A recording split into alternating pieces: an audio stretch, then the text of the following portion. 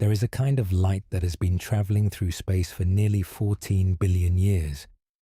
It didn't come from a star, or from a galaxy, or from a nebula. It came from a time before any of those things existed, a time when the universe was young, dense, filled with a uniform, glowing heat that stretched in every direction, without boundary. That light is still here, right now, as you settle in and let your body relax. That ancient glow surrounds you.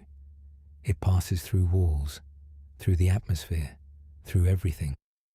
It carries within it the oldest readable record we have of the universe's earliest moments, a faint, quiet signal woven into the fabric of space itself. Tonight, we're going to explore that signal. We'll move gently through the physics of how light and matter interacted in the early universe, how that interaction eventually produced this ancient glow, and how scientists have spent decades learning to read it. We'll look at what the cosmic microwave background reveals about the shape and age of the universe, about the tiny seeds of structure that eventually grew into galaxies, and about the nature of space on the largest scales we can observe. We'll take our time. Each idea will have room to settle before we move to the next. This is a long, unhurried journey, one that works equally well whether you follow every word or simply let the concepts drift softly past you as you rest. This is Sleepy Time Universe, where we explore the cosmos at a pace designed for rest and reflection. Before we can understand the oldest light in the universe, it helps to spend a little time with light itself, what it actually is, how it behaves, and why it carries information about the places and moments it comes from. Light is electromagnetic radiation. That phrase sounds technical, but the underlying idea is relatively simple. When an electric charge moves or oscillates, it disturbs the electromagnetic field that permeates all of space. That disturbance propagates outward as a wave, a ripple in the field itself. This ripple is light, what we call visible light, the light our eyes can detect. The light that fills a room when you turn on a lamp is just one narrow band of a much broader spectrum. On one end of that spectrum are radio waves, which have very long wavelengths and low energies. On the other end are gamma rays, which have extremely short wavelengths and very high energies. Visible light sits somewhere in the middle, along with infrared radiation, ultraviolet radiation, X-rays, and microwaves, all of which are the same fundamental phenomenon, differing only in wavelength and frequency. The relationship between wavelength and energy is consistent and predictable. A photon, the individual packet of light energy, carries more energy when its wavelength is shorter. Gamma-ray photons carry enormous energy. Radio wave photons carry very little. Microwaves, which will become important as we continue, sit toward the lower energy end of the spectrum, with wavelengths measured in millimeters to centimeters. Light travels through empty space at a speed of approximately 299,792 kilometers per second. This is one of the most fundamental constants in physics, a universal speed limit that nothing with mass can reach, and nothing without mass can exceed or fall short of. Because light travels at this fixed speed, the distance it travels and the time it takes to travel are directly linked. When we look at something 1 light year away, we are seeing it as it was 1 year ago. When we observe a galaxy 1 billion light years distant, we are seeing that galaxy as it appeared 1 billion years in the past. This is not a limitation of our instruments. It is a feature of the universe itself. Space and time are connected, and light is the medium through which we read the history encoded in that connection. Every observation in astronomy is, in some sense, an act of looking back in time. The farther away something is, the older the light reaching us from it, and the deeper into the past we are seeing. This principle reaches its logical extreme with the cosmic microwave background. When we detect that ancient signal, we are not looking at something that exists at a great distance in the way a galaxy does. We are looking at a moment, a specific era in the universe's history, when conditions changed in a way that released light for the first time. That light has been traveling ever since. Its journey began roughly 380,000 years after the Big Bang, and it has been crossing the expanding universe for the nearly 14 billion years that followed. To understand why that moment was significant, we need to understand what the universe was like before it happened. In the earliest moments after the Big Bang, the universe was extraordinarily hot and dense. The temperatures involved are difficult to imagine. Billions and then trillions of degrees, conditions under which matter as we know it could not exist in any stable form. Protons and neutrons formed within the first few minutes, combining into the nuclei of the lightest elements, primarily hydrogen and helium, with traces of lithium. But electrons, which are much lighter than protons and neutrons, remained free. They did not attach to nuclei to form complete atoms. The reason for this has to do with energy. An electron can only remain bound to a nucleus if the thermal energy of its environment is low enough to permit that binding.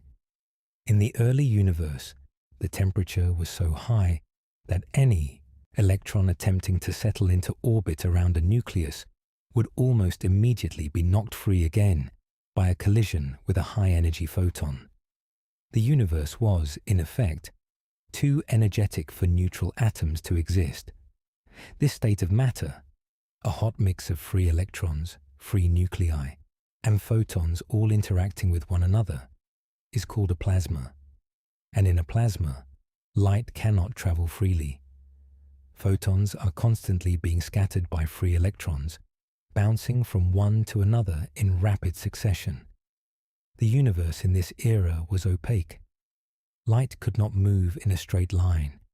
It was trapped, in a sense, constantly redirected, unable to carry information from one place to another in any coherent way. This went on for a very long time, not millions of years, but hundreds of thousands of years. The universe expanded and cooled slowly, gradually, in the way that very large systems change. And then, after approximately 380,000 years, something shifted. The temperature dropped enough to roughly 3,000 degrees Kelvin that electrons could finally remain bound to nuclei. Hydrogen atoms formed. Helium atoms formed. The plasma gave way to a gas of neutral atoms, and suddenly there were far fewer free electrons to scatter light. In an extraordinarily short period of time, cosmologically speaking, the universe went from opaque to transparent. Photons that had been scattering continuously, bouncing through the plasma, were suddenly free to travel in straight lines. They streamed outward in every direction, filling the universe with light. And that light, that release of radiation from the moment the universe became transparent, is what we now detect as the cosmic microwave background. It is worth pausing here, because it is one of the more remarkable facts in all of science. The signal we detect today, the faint microwave glow that fills the sky in every direction, is not a reflection or an echo in any ordinary sense. It is the actual light from that moment, still traveling, still carrying within it the patterns and temperatures of the universe, as it was 380,000 years after its beginning. The universe has expanded dramatically since that time, and that expansion has stretched the wavelength of that light.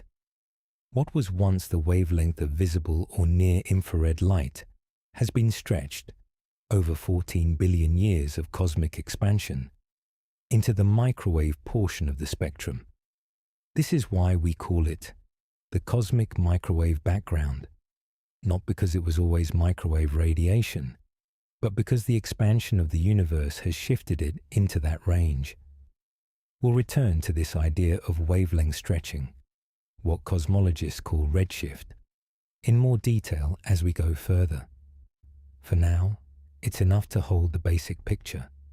A universe that was once too hot and too dense for light to travel freely.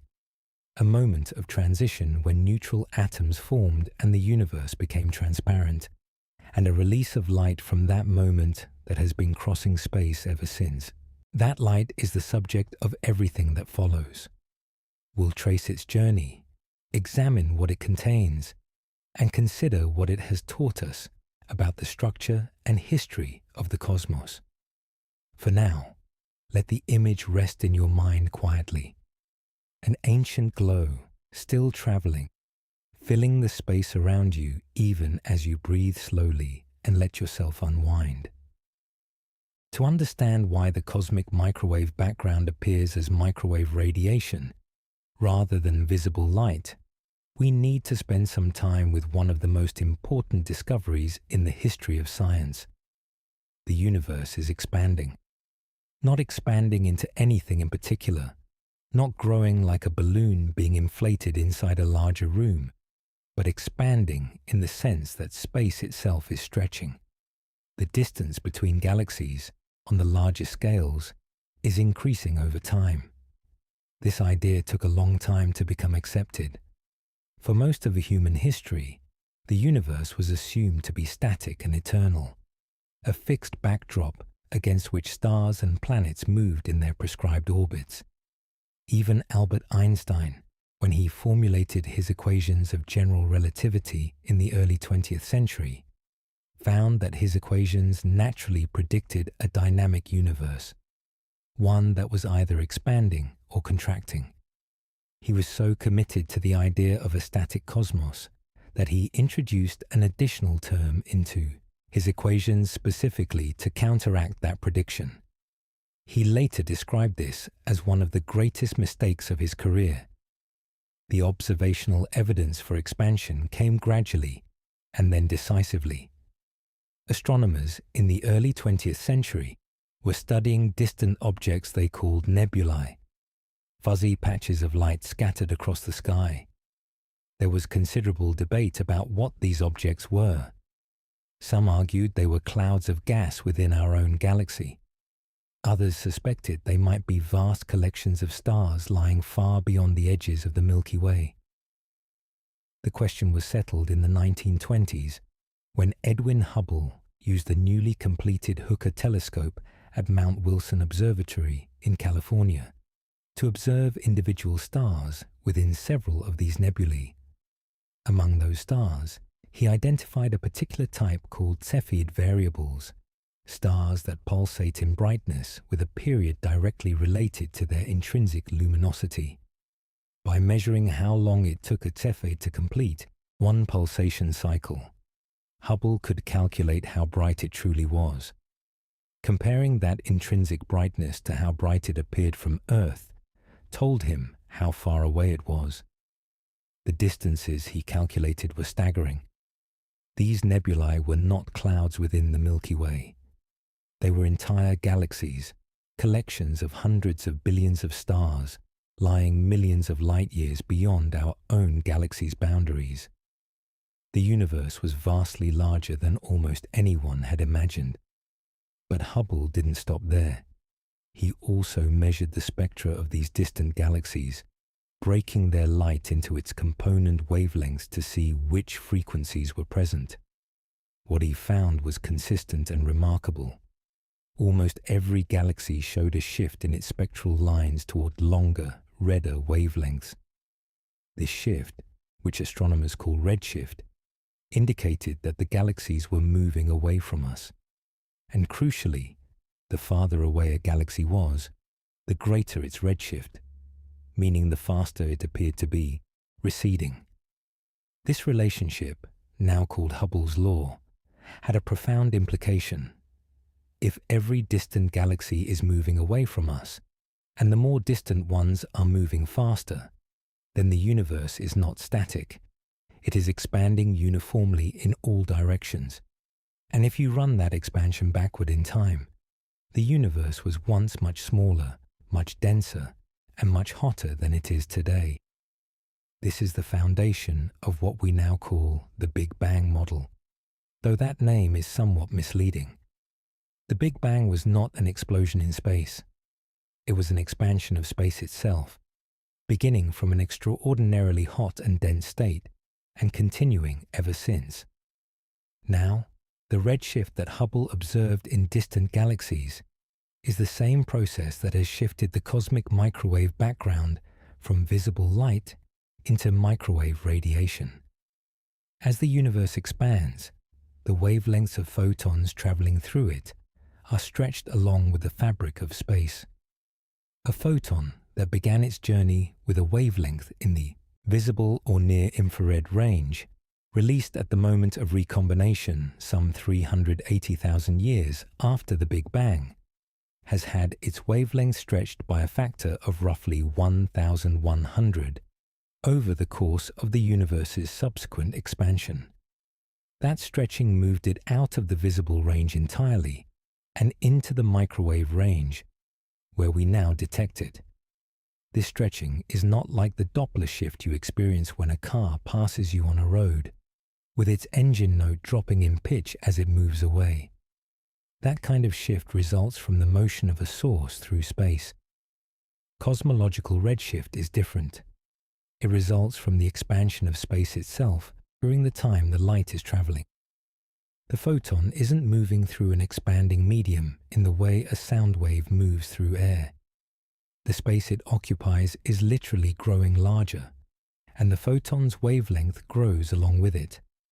The number by which a photon's wavelength has been stretched since it was emitted is called the redshift factor, often denoted by the letter Z. For the cosmic microwave background, Z is approximately 1,100. This means the universe was about 1,100 times smaller in every direction at the moment the background radiation was released than it is today. The observable universe, which now extends roughly 46 billion light-years in every direction from Earth, was compressed into a sphere roughly 42 million light-years across at the time of recombination. That is still an enormous volume, but it represents a universe far more compact and far more uniform than the one we inhabit today. It is worth taking a moment to sit with that number, a factor of 1,100. Every distance in the universe, every gap between particles, every dimension of every structure was 1,100 times smaller than it is now. The atoms in your body, had they existed then, would have been separated from their nearest neighbors by distances 1,100 times shorter than they are now. The entire observable universe fit into a sphere about the size of a modest galaxy cluster by today's standards.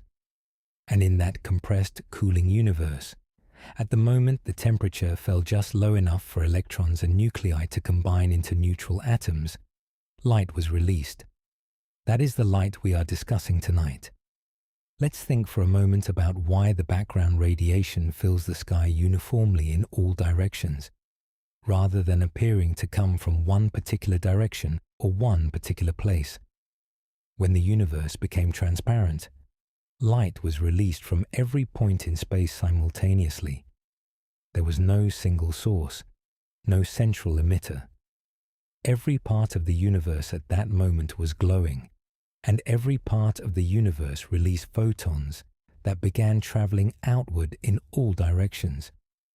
The photons we detect today are those that were released at just the right distance from our location, in every direction, such that their 13.8 billion year journey through expanding space brings them to us right now. Think of it this way. If you were standing in the middle of a very large room that suddenly filled with light from every surface at once, you would be surrounded by that light on all sides. The cosmic microwave background works in a similar way. except that the room is the entire universe. The light was released 380,000 years after the Big Bang, and the room has been expanding ever since. The photons reaching us from the north, south, east, west, above, and below all originated at different locations, but they all originated at the same moment in cosmic history. We sit at the center of our own observable sphere of that ancient light. This is why the background radiation appears to come from a surface rather than from points in space. Cosmologists call this the surface of last scattering, the boundary in time and space beyond which we cannot see using light. It is not a physical surface in any material sense. It is the moment, projected across the sky in every direction, when the universe became transparent and photons were last scattered before traveling freely. Beyond that surface, in the direction of earlier cosmic time, the universe is still opaque to us. We cannot see through the plasma of the early universe using light. It is like trying to see through a dense fog. The cosmic microwave background is the fog's inner surface, the last thing visible before the opacity closes in. There are ways to probe beyond that surface using other messengers, gravitational waves and neutrinos in particular, and we'll touch on those possibilities later. But for light-based observation, the cosmic microwave background represents our absolute limit. It is the wall at the edge of the visible universe in time. And yet, that wall is not featureless. It is not a perfectly uniform, perfectly smooth surface of ancient light. It has texture. It has subtle variations in temperature from one part of the sky to another. Tiny fluctuations that carry within them the seeds of everything that came later, every galaxy, every star, every structure in the cosmos. Those variations are among the most scientifically valuable patterns ever observed, and they will be at the center of our exploration for much of tonight. But before we get there, let's take a step back and consider the history of how this ancient light was discovered, because that story is remarkable in its own right. It involves a pair of astronomers, a very large antenna, and a persistent hiss that turned out to be the echo of creation. The cosmic microwave background was not discovered through a targeted search. It was not the result of a carefully planned experiment designed to detect the echo of the early universe. It was found by accident, by two radio astronomers who were trying to do something else entirely, and who spent months attempting to eliminate what they had found before eventually realizing what it was. The year was 1964. Arno Penzias and Robert Wilson were working at Bell Telephone Laboratories in Holmdel, New Jersey. They had been assigned to work with a large horn-shaped antenna that had originally been built to communicate with the early Telstar communication satellites. By the time Penzias and Wilson began using it, the satellite program had moved on, and the antenna was available for radio astronomy research. The antenna was an unusually sensitive instrument. Its distinctive shape, a large funnel-like structure mounted on a rotating base, was designed to minimize interference from unwanted signals. Penzias and Wilson wanted to use it to study the radio emissions from our own galaxy, and to do that accurately, they needed to account for every possible source of noise in their measurements. When they began taking readings, they found a persistent, low-level signal that they could not account for. It appeared uniformly across the sky, regardless of which direction the antenna was pointed. It didn't vary with the time of day or the time of year. It didn't correspond to any known radio source. It was simply there, steady and omnidirectional, a faint hiss in their data that refused to go away no matter what they did. They checked their equipment methodically. They inspected the antenna's interior and found that a pair of pigeons had been roosting inside the horn and had left a coating of what Penzias and Wilson diplomatically described in their paper as white dielectric material. They cleaned the antenna. They removed the pigeons. The signal persisted. They checked for possible interference from New York City, which was visible on the horizon. They tested and retested their equipment. They considered every possible terrestrial source of the noise. Nothing explained it. The signal remained at a consistent temperature equivalent of about 3.5 degrees Kelvin above absolute zero, regardless of what they tried. Meanwhile, at Princeton University, about 50 kilometers away, a group of physicists led by Robert Dicke was preparing to build an instrument specifically designed to search for exactly this kind of signal. Dicke and his colleagues, including Jim Peebles, Peter Roll, and David Wilkinson, had been working through the theoretical implications of the Big Bang model and had concluded that if the early universe was indeed hot and dense, it should have left behind a residual glow of radiation, now cooled by cosmic expansion to a temperature of just a few degrees above absolute zero and shifted into the microwave portion of the spectrum. They were about to begin their search when Penzias received a preprint of a paper from the Princeton group describing their theoretical predictions. He called Dicke. The two groups quickly realized what had happened. Penzias and Wilson had already found what the Princeton group was about to look for. The discovery was announced through two papers published simultaneously in the Astrophysical Journal in 1965. Penzias and Wilson's paper described the observation: an isotropic, or direction-independent microwave signal at a temperature of about 3.5 degrees Kelvin. The Princeton group's companion paper provided the theoretical interpretation. This was the relic radiation from the hot early universe, the afterglow of the Big Bang. Penzias and Wilson received the Nobel Prize in Physics in 1978 for their discovery. The Princeton theorists, whose work provided the context without which the observation would have remained unexplained, did not share the prize, a fact that has been noted with some frustration in histories of cosmology ever since. The discovery of the cosmic microwave background was a turning point in cosmology. Before it, the Big Bang model was one of several competing frameworks for understanding the universe. There was a rival theory, championed by Fred Hoyle and others, called the steady-state model, which proposed that the universe had no beginning and no end, that matter was continuously created to fill the gaps left by expansion, and that the universe had always looked more or less as it does today. The detection of the cosmic microwave background dealt a decisive blow to the steady-state model. The background radiation was exactly the kind of evidence that the Big Bang model predicted, and that the steady-state model could not easily accommodate. A universe with no beginning would have no reason to be filled with ancient relic radiation of precisely this character. It is worth noting, with some appreciation for the complexity of scientific history, that Fred Hoyle himself had made important contributions to our understanding of nucleosynthesis, the process by which elements are formed in stars. He was a brilliant scientist who happened to be wrong about the large-scale structure of the universe. Science proceeds this way sometimes. Productive theories generate insights even when they are ultimately superseded. In the decades following the initial discovery, the cosmic microwave background was studied with increasing precision.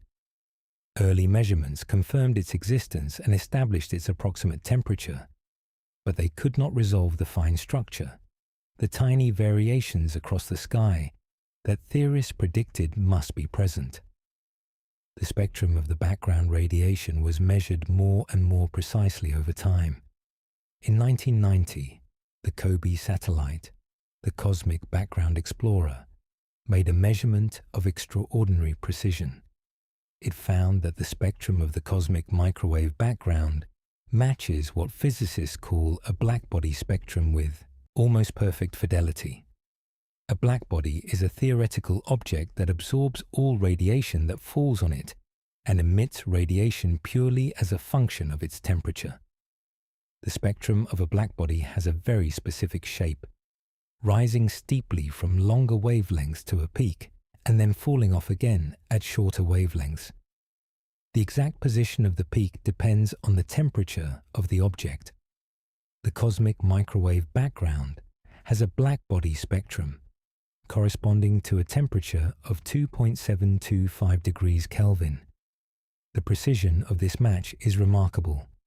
The cosmic microwave background is, to our best measurements, the most perfect blackbody spectrum ever observed. This perfection is itself informative. It tells us that the early universe was in a state of very close thermal equilibrium, that photons and matter were interacting with one another so thoroughly and so repeatedly that they settled into this mathematically ideal distribution before the moment of last scattering.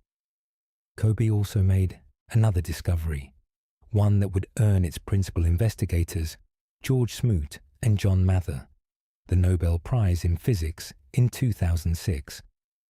After subtracting the perfectly uniform background temperature, after accounting for the motion of Earth through space, which produces a slight variation in the observed temperature, Kobe detected tiny fluctuations in the temperature of the background radiation.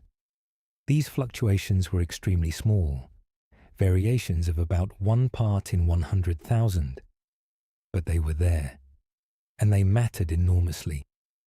Those tiny fluctuations, those subtle ripples in the temperature of the ancient light, were the imprints of density variations in the early universe. Places where the plasma was very slightly denser than average were slightly hotter. Places where it was very slightly less dense were slightly cooler.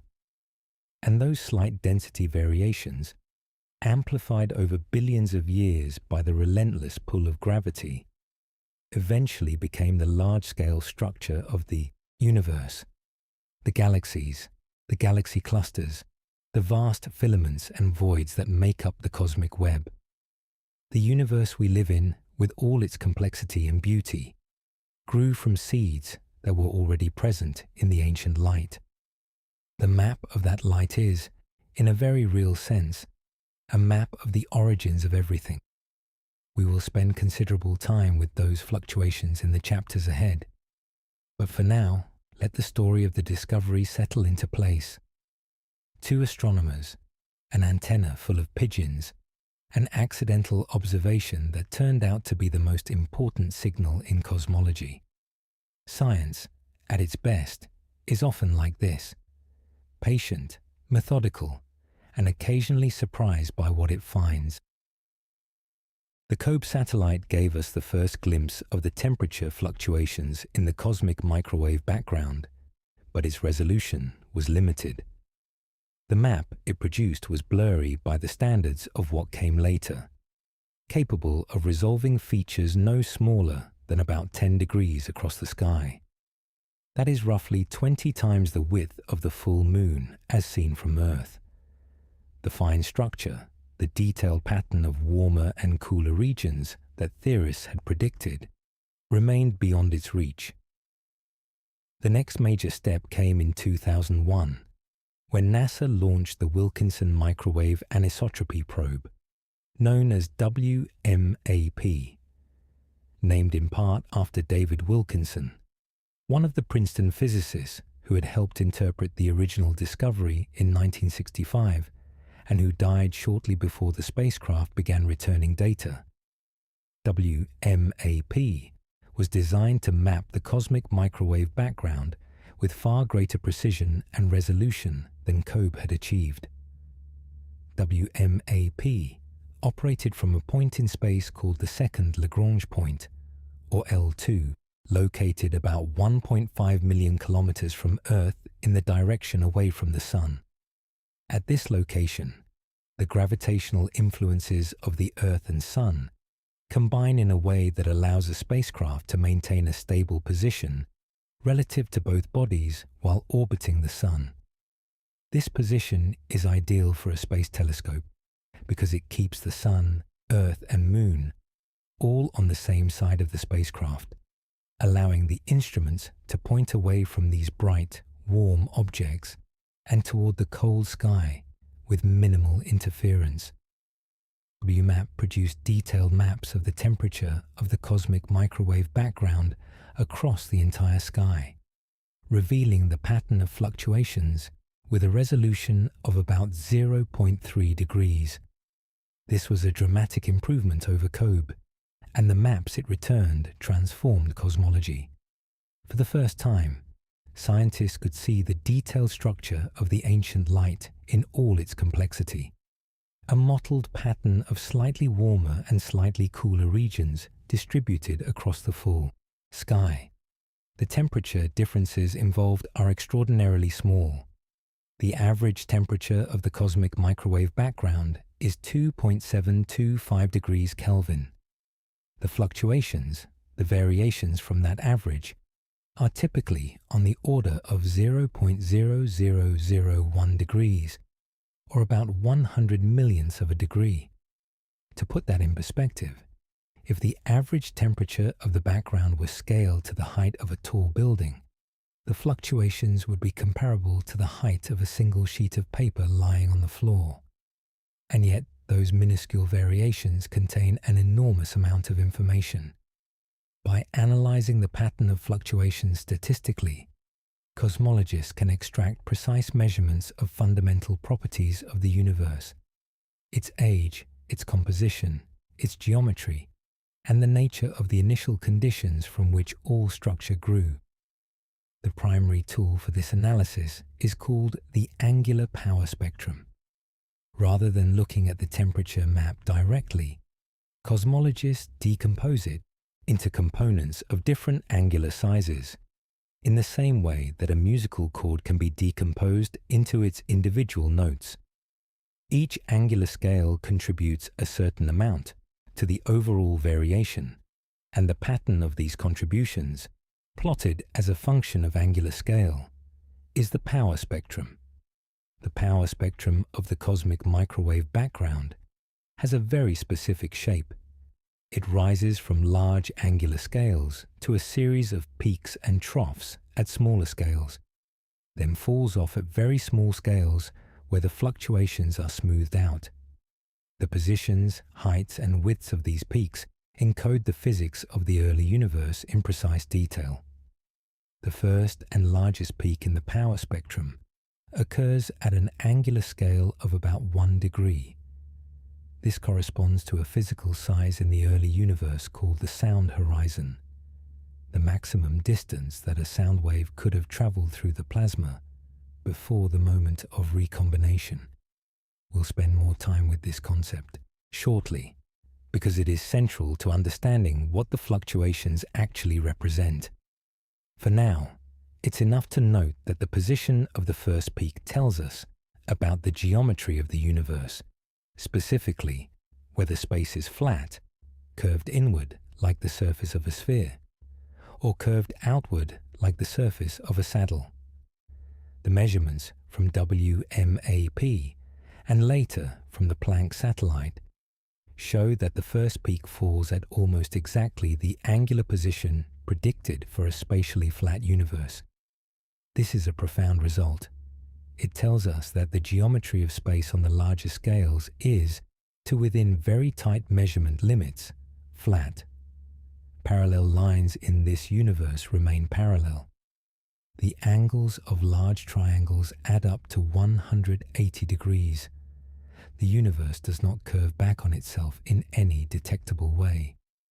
This result has important implications for the total energy content of the universe. In the framework of general relativity, the geometry of space is determined by the total energy density of everything in the universe, matter, radiation, and anything else that contributes to the energy budget.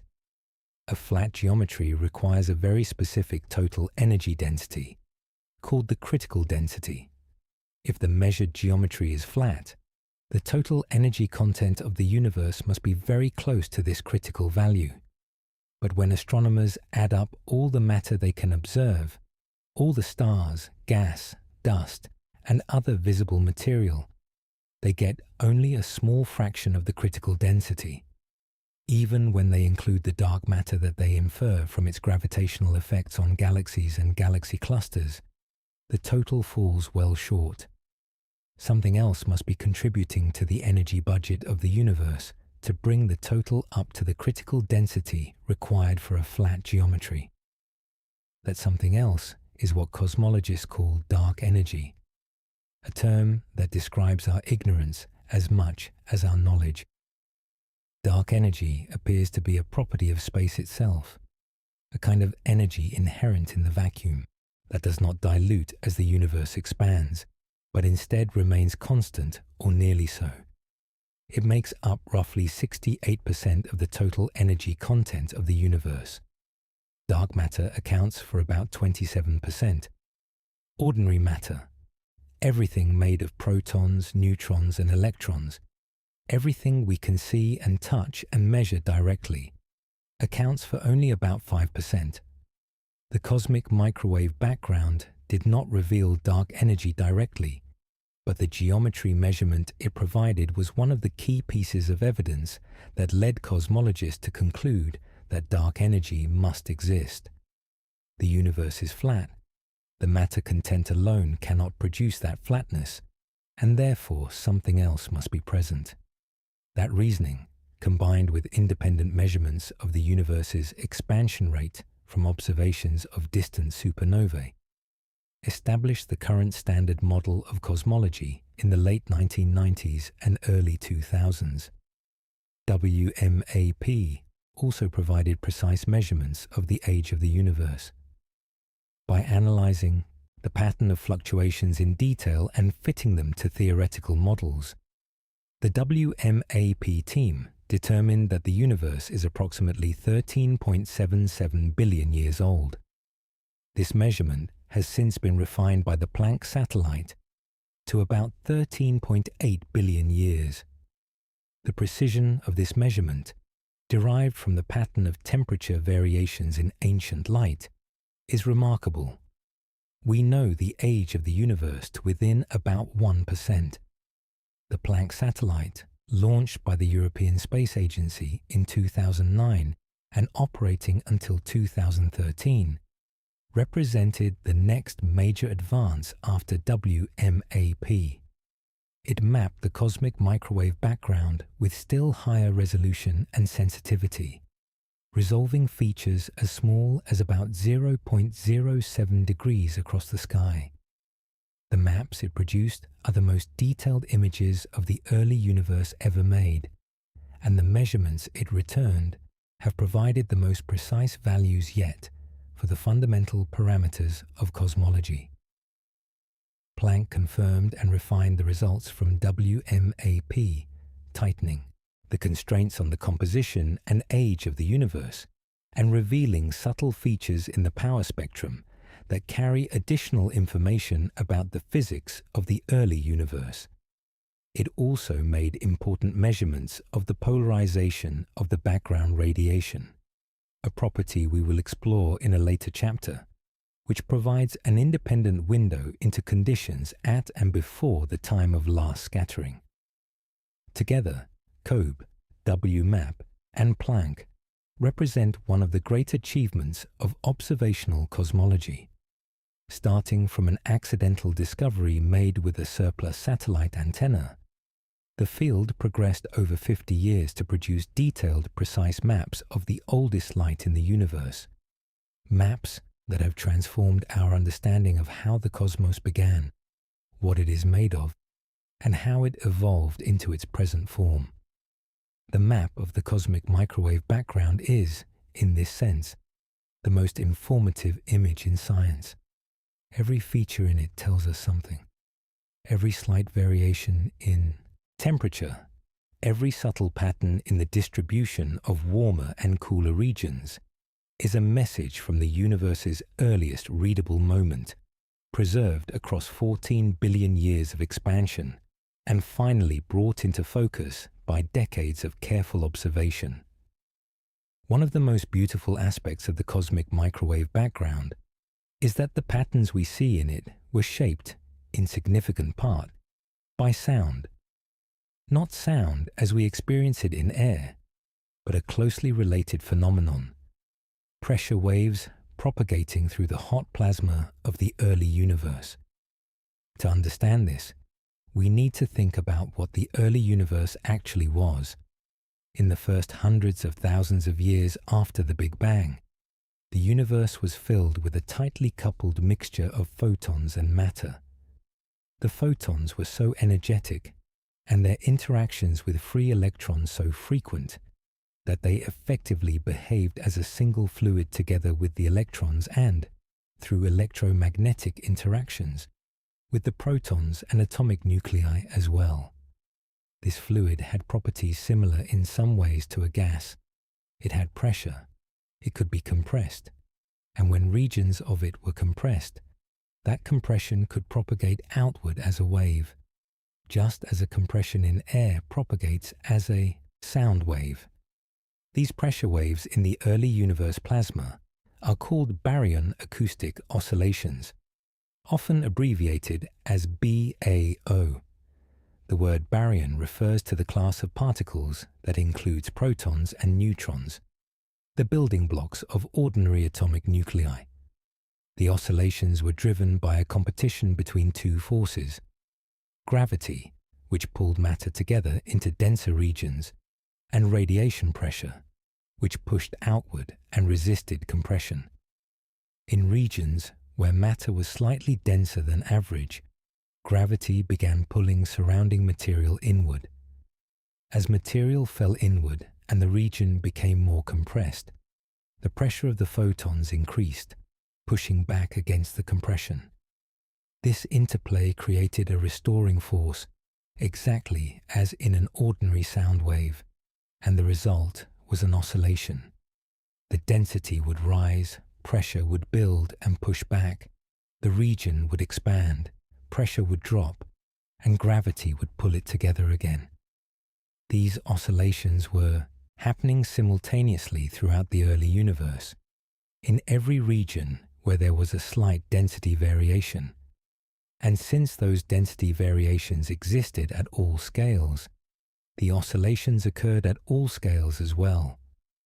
The universe was, in a very real sense, ringing, filled with a complex symphony of pressure waves, all propagating simultaneously through the hot plasma. This went on for 380,000 years until the moment of recombination. At that point, the photons decoupled from the matter. The fluid that had been driving the oscillations suddenly split into two separate components: photons, which streamed away freely, and matter, which was now neutral and no longer strongly coupled to the radiation. At the moment of decoupling, every wave was frozen in place. The oscillations stopped. Whatever pattern of compressions and rarefactions existed in the plasma at that instant was locked into the distribution of matter and into the temperature pattern of the escaping photons. The cosmic microwave background is essentially a snapshot of the plasma at the exact moment the oscillations stopped. This frozen snapshot has a very specific mathematical character. Because the oscillations had been going on for a fixed amount of time, specifically 380,000 years, only certain wavelengths of oscillation had completed exactly one half cycle, or exactly one full cycle, or exactly 1.5 cycles, and so on, by the time of decoupling. These preferred wavelengths show up as peaks in the angular power spectrum of the background radiation. The wavelength that had completed exactly one half cycle by the time of decoupling corresponds to the first and largest peak in the power spectrum. This is the sound horizon, the distance a sound wave in the early universe plasma could travel in 380,000 years. It works out to about 150 megaparsecs in today's universe, or roughly 490 million light-years. This is a physical scale imprinted in the distribution of matter throughout the universe, a characteristic spacing that shows up in the clustering of galaxies even today. The second peak in the power spectrum corresponds to oscillations that had completed exactly one full cycle by decoupling. The third peak corresponds to 1.5 cycles, and so on, with each successive peak carrying additional information about the physical conditions in the early universe. The heights of these peaks relative to one another are particularly informative. The ratio of the first peak to the second peak is sensitive to the amount of ordinary baryonic matter in the universe. More baryonic matter means a stronger gravitational pull, which drives the compressions deeper and makes the odd-numbered peaks, those corresponding to compression phases, relatively taller compared to the even-numbered peaks, those corresponding to rarefaction phases. By measuring the relative heights of the peaks with precision, cosmologists can determine the fraction of the universe's total energy budget that is made up of ordinary matter. The result, confirmed by multiple independent measurements, is about 5%. This is consistent with measurements made through completely independent methods, including the observed abundances of light elements produced in the first few minutes after the Big Bang. The positions of the peaks also encode information about the curvature of space. The physical size of the sound horizon is calculable from first principles, so we know how large it actually was in the early universe. By measuring the angle it subtends in the sky today, we can infer the geometry of the space the light has been traveling through. If space is flat, the sound horizon should appear at a certain angular size. If space is curved, it will appear larger or smaller. The measured position of the first peak corresponds to a flat geometry, confirming the result discussed in the previous chapter. Beyond the peaks, the power spectrum also shows a systematic damping of fluctuations at small, angular scales. This damping, called Silk damping after the cosmologist Joseph Silk, who first calculated it, occurs because photons in the early plasma were not perfectly trapped. They could diffuse a small distance between scatterings, and over 380,000 years, this diffusion smoothed out fluctuations on scales smaller than the average distance a photon could diffuse. The scale at which this damping becomes significant provides yet another measurement of the physical conditions in the early universe.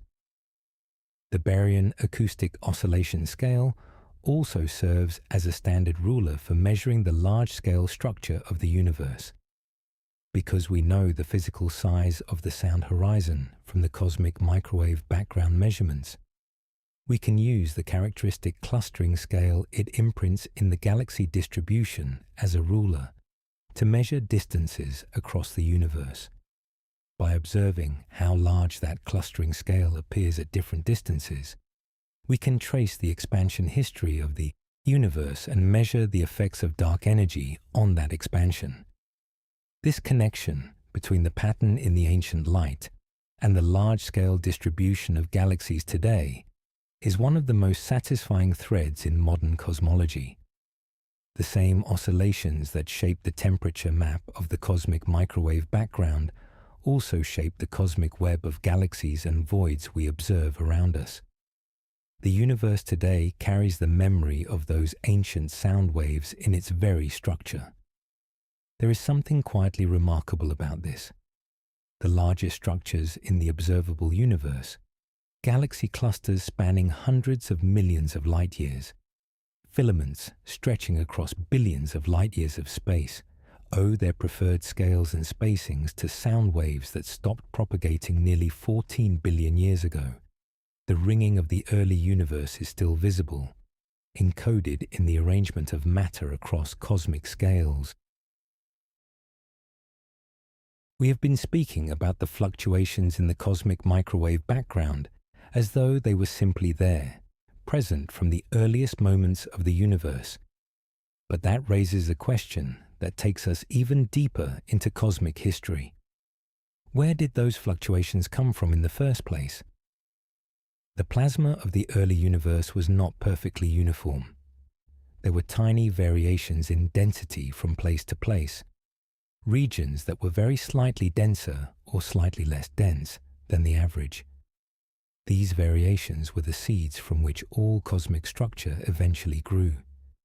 But what seeded those seeds? What produced the initial pattern of density variations that the pressure waves then amplified and transformed? The answer most cosmologists accept today comes from a theory called cosmic inflation, a period of extraordinarily rapid expansion that is thought to have occurred in the first tiny fraction of a second after the Big Bang, before the hot plasma era even began. Inflation proposes that the universe underwent a phase of exponential expansion, driven by the energy of a hypothetical field called the inflaton. During this phase, the universe expanded by a factor of at least 10 to the power of 26, and possibly much more, in an interval of time so brief it is essentially impossible to express in everyday terms. The entirety of the observable universe today grew from a region far smaller than a single proton in this brief inflationary epoch. The key insight of inflation, and the reason it has become such an important part of standard cosmology, is that it provides a natural mechanism for generating the initial density fluctuations. During the inflationary epoch, the universe was governed by quantum mechanics at the smallest scales, and quantum mechanics is fundamentally probabilistic, meaning that even in a state as close to emptiness as possible, there are always tiny random fluctuations in the energy of any field. These quantum fluctuations, which would normally be confined to subatomic scales, were stretched by the exponential expansion of inflation to cosmic scales.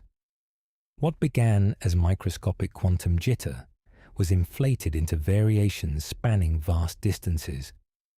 When inflation ended and the universe transitioned into the hot plasma era, these stretched quantum fluctuations became the seed density variations in the plasma, the slight overdensities and underdensities that the pressure waves then evolved over the following 380,000 years.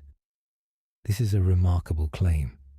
The temperature map of the cosmic microwave background, the pattern of slightly warmer and slightly cooler regions that spans the entire observable sky, traces its origins to quantum fluctuations that occurred in the first tiny fraction of a second of the universe's existence. The largest structures in the universe grew from the smallest possible variations in nature. Inflation makes specific predictions about the character of these initial fluctuations. It predicts that they should be nearly scale invariant, meaning that fluctuations of similar amplitude should be present at all scales, from the very largest to the very smallest. This is sometimes described as a Harrison-Zeldovich spectrum, after the physicists who first proposed this form for the initial fluctuations on theoretical grounds before inflation was developed as a framework. The measurements from WMAP and Planck confirm that the initial fluctuations were indeed nearly scale invariant, with a very slight tilt towards somewhat larger fluctuations at larger scales. This slight tilt is actually a prediction of most inflationary models, and the fact that it matches the observations is considered one of the strongest pieces of evidence in favor of the inflationary scenario. Inflation also predicts that the initial fluctuations should be Gaussian, meaning that their statistical distribution should follow a normal bell curve shape, with no preferred patterns or special correlations beyond what a random Gaussian process would produce. Extensive analysis of the Planck data has found the fluctuations to be consistent with Gaussianity to high precision, with no statistically significant departures from this prediction. A third prediction of inflation concerns the phases of the oscillations in the plasma. For the pressure waves we discussed in the previous chapter, to produce the specific pattern of peaks in the power spectrum that we observe, all the waves at a given scale need to have started oscillating at the same moment. They need to be coherent, in phase with one another across the entire observable universe. In the standard picture without inflation, there is no reason why waves on scales larger than the causal horizon, the distance over which information could have traveled since the Big Bang, should be coherent. They would be out of phase with one another, and the peaks in the power spectrum would be washed out rather than sharp and well-defined. Inflation solves this problem, because the entire observable universe grew from a tiny causally connected region before inflation stretched it to cosmic scales. All regions were in contact with one another before the fluctuations were generated. The coherence of the initial fluctuations across scales larger than the apparent causal horizon is a natural consequence of this stretching. The sharp, well-defined peaks we observe in the power spectrum are, in this interpretation, direct evidence that the initial fluctuations were coherent, and therefore indirect evidence for inflation. The picture that emerges from all of this is one of extraordinary continuity across scales and times. Quantum fluctuations in the first instant of the universe's existence were stretched to cosmic scales by inflation. Those stretched fluctuations became the seed variations in the hot plasma. Pressure waves in the plasma evolved those variations for 380,000 years. The frozen snapshot of those waves at the moment of decoupling is the pattern we see in the cosmic microwave background today. And over the subsequent 13.8 billion years, gravity amplified the density variations imprinted in that pattern into the galaxies, clusters, and cosmic web we observe around us. Every galaxy in the observable universe, including our own Milky Way, traces its origin to a quantum fluctuation smaller than anything we can directly detect or measure. The universe at its largest scales is a magnified image of processes occurring at its smallest scales. This is one of the most striking examples of the deep connections that run through physics, from the quantum world to the cosmic, from the first instant to the present day. The cosmic microwave background sits at the center of this chain of connections. It is the bridge between the invisible quantum origins of structure and the visible, large-scale universe we inhabit. Reading its map carefully with the tools of modern cosmology allows us to trace that chain backward and forward in time, connecting the smallest scales to the largest and the earliest moments to the present. The universe, in its quiet way, has been keeping this record for nearly 14 billion years. We are only just learning to read it fully.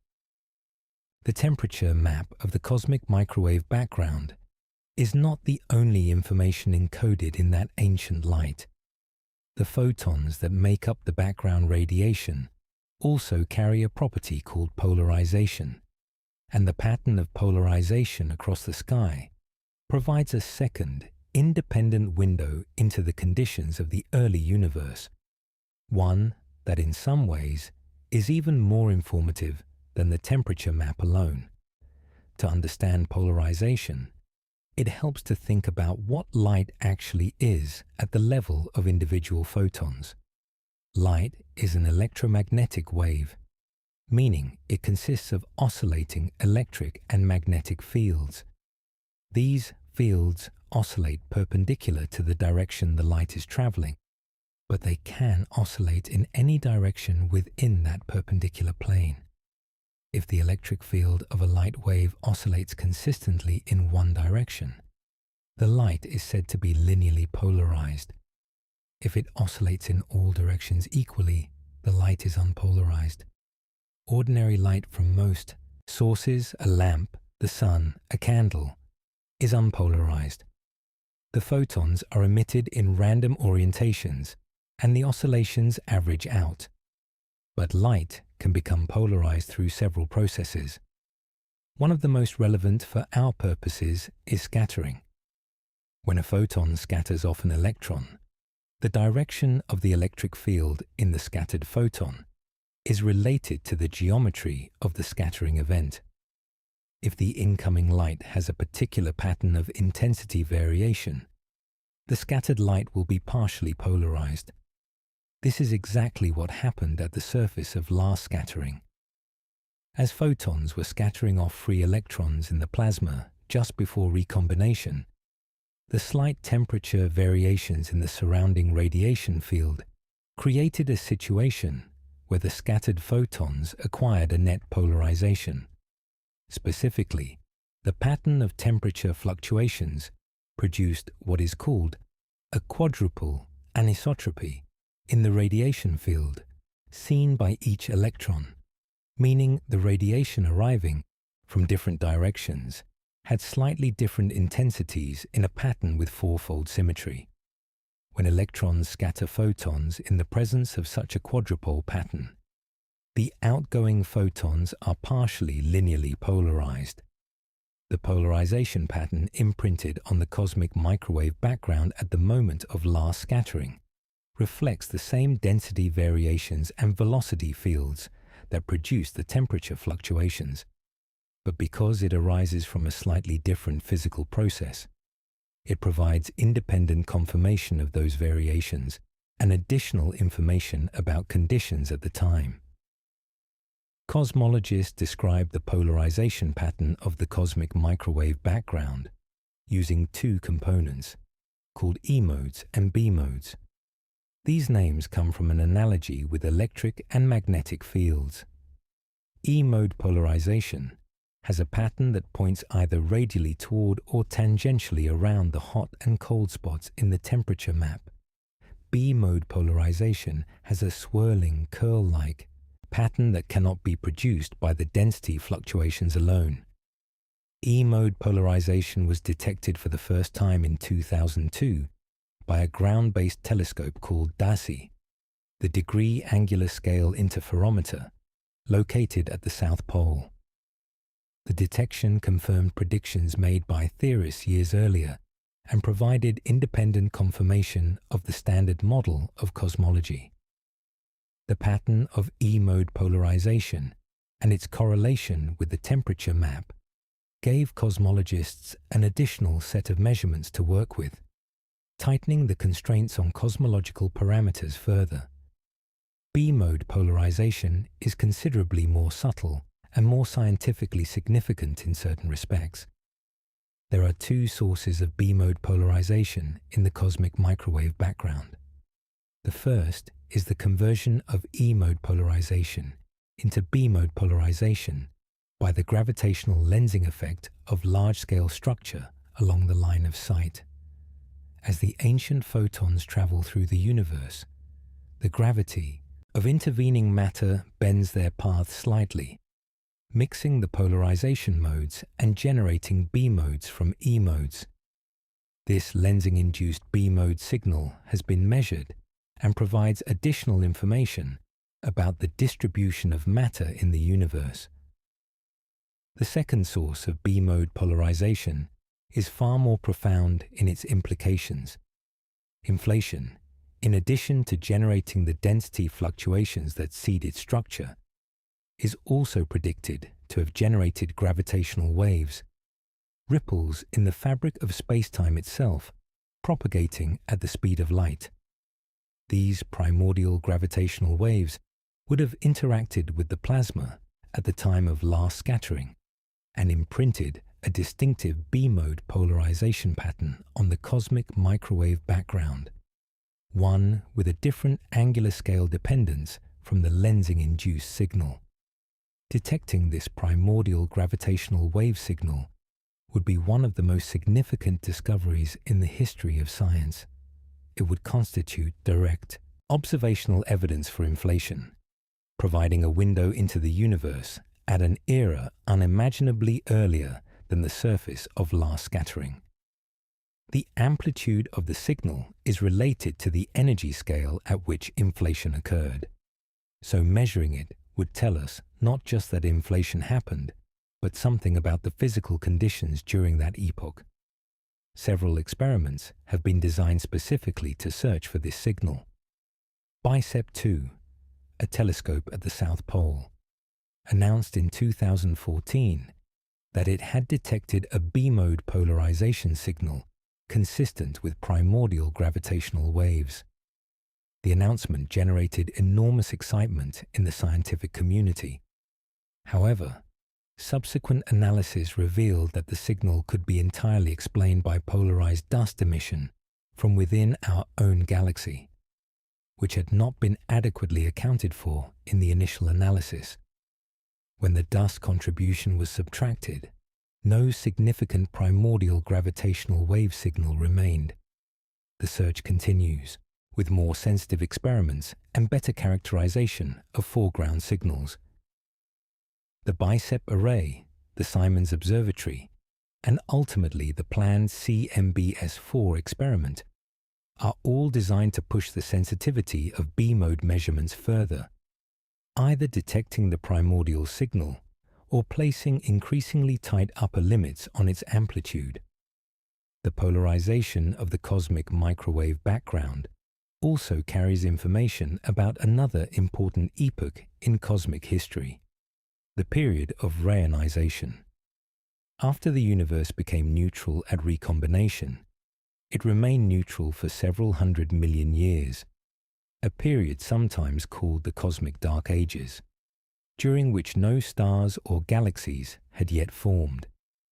Eventually, the first stars and galaxies ignited, and the ultraviolet radiation they produced began ionizing the neutral hydrogen gas of the intergalactic medium, a process called reionization. During reionization, free electrons reappeared in the intergalactic medium for the first time since recombination. These electrons could scatter some of the cosmic microwave background photons, slightly washing out the temperature fluctuations and generating additional large-scale polarization. By measuring the amount of this additional polarization, cosmologists can estimate when reionization occurred and how long it lasted. The Planck measurements indicate that reionization was largely complete by a redshift of about 6, corresponding to about 1 billion years after the Big Bang. The polarization map of the cosmic microwave background is, in this sense, a record not just of the moment of last scattering, but of several important epochs in cosmic history, each leaving its own subtle imprint in the pattern of the ancient light. Reading that pattern in full requires measuring both the temperature and polarization of the background radiation with extraordinary precision, a task that has occupied cosmologists for decades and continues to drive the development of new observational capabilities. The light that fills the universe carries more information than its brightness alone. The orientation of its oscillations, the subtle swirling and radial patterns in its polarization, are additional layers of meaning written into the oldest signal we can detect.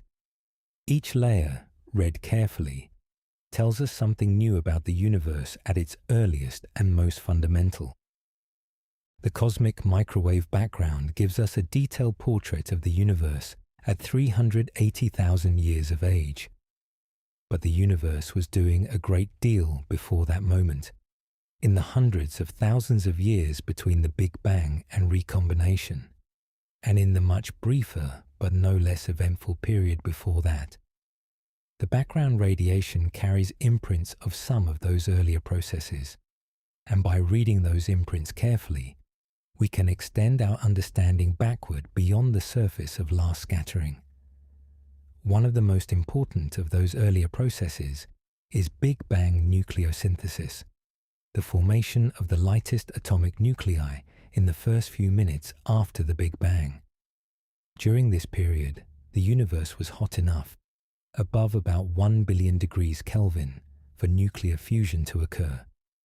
Protons and neutrons combined to form the nuclei of deuterium, helium-3, helium-4, and small amounts of lithium-7.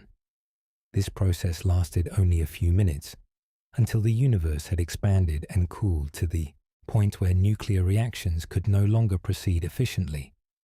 The outcome of Big Bang nucleosynthesis was a universe composed of roughly 75% hydrogen nuclei and 25% helium-4 nuclei by mass, with trace amounts of the other light isotopes.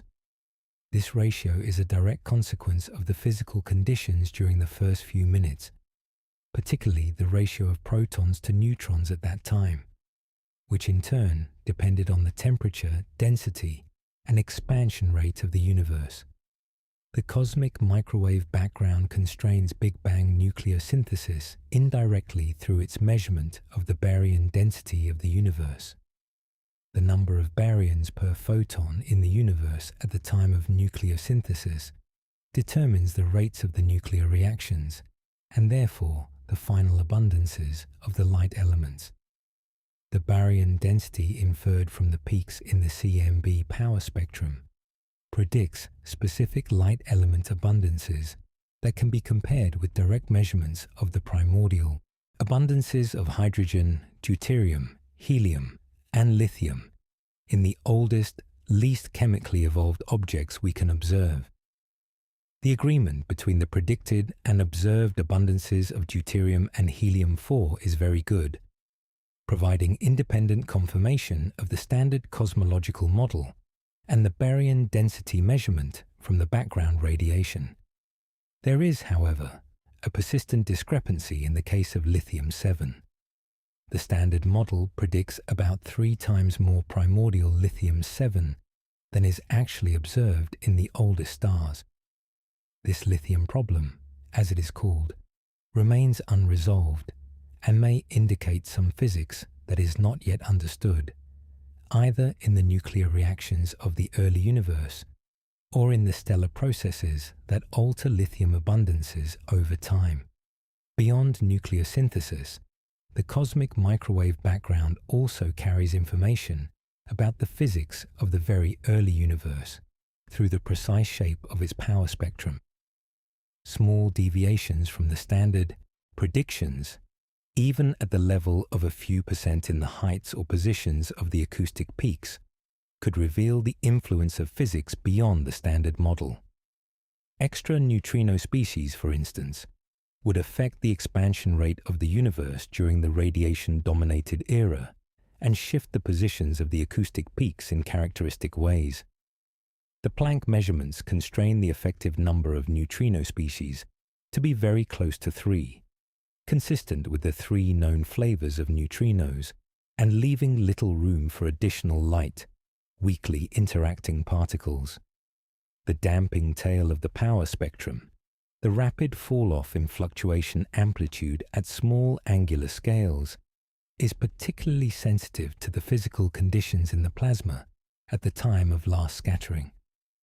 The precise shape of this fall-off depends on the mean free path of photons in the plasma, which in turn depends on the density of electrons and the cross-section for Thomson scattering, the process by which photons scatter off free electrons. Measuring the shape of the damping tail with precision tests our understanding of atomic physics in the early universe and provides constraints on any non-standard physics that might alter the scattering rate. The background radiation also encodes information about a phenomenon called the Sunyaev-Zeldovich effect, named after the Russian astrophysicists Rashid Sunyaev and Yakov Zeldovich, who predicted it in 1969. When cosmic microwave background photons pass through a cluster of galaxies, they can scatter off the hot electrons in the intracluster gas, the diffuse plasma that fills the space between galaxies within a cluster. These scatterings give the photons a slight boost in energy, shifting them to slightly shorter wavelengths. The result is a small distortion in the spectrum of the background radiation in the direction of the cluster, a slight decrease in intensity at longer wavelengths, and a slight increase at shorter wavelengths. The Sunyaev-Zeldovich effect provides a powerful tool for finding and characterizing galaxy clusters. Unlike optical observations, which become progressively harder as clusters are more distant. The Sunyaev-Zeldovich signal does not diminish with distance in the same way. A cluster at redshift 2 produces roughly the same signal as an identical cluster at redshift 1. This makes it possible to find clusters at very large distances and use them to trace the growth of structure across cosmic time. The growth of structure, how density variations in the early universe evolved over time under the influence of gravity, is itself an important probe of cosmology. In a universe dominated by dark energy, the growth of structure is suppressed at late times because dark energy causes the expansion of the universe to accelerate, counteracting the gravitational tendency of matter to cluster. By measuring how the abundance and properties of galaxy clusters change with redshift, cosmologists can constrain the properties of dark energy and test the predictions of general relativity on the larger scales. The cosmic microwave background thus connects to the large-scale structure of the universe, not just through the initial conditions it encodes, but through the secondary effects that accumulate as its photons travel through the universe across 14 billion years. Every galaxy cluster, every large-scale mass concentration along the line of sight, leaves a subtle imprint on the background radiation. Reading those imprints allows us to map the distribution of matter in the universe in ways that complement direct observations of galaxies and galaxy clusters. This richness of information, from primordial nucleosynthesis to the growth of structure billions of years later, is what makes the cosmic microwave background such a uniquely valuable cosmological tool. It is not merely a single snapshot of a single moment. It is a palimpsest, a record that has been written on and written on again by every important process in the universe's history, each layer of writing partially transparent to the ones beneath. We have touched on the flatness of the universe in earlier chapters, noting that the position of the first acoustic peak in the power spectrum of the cosmic microwave background tells us the geometry of space is consistent with being flat.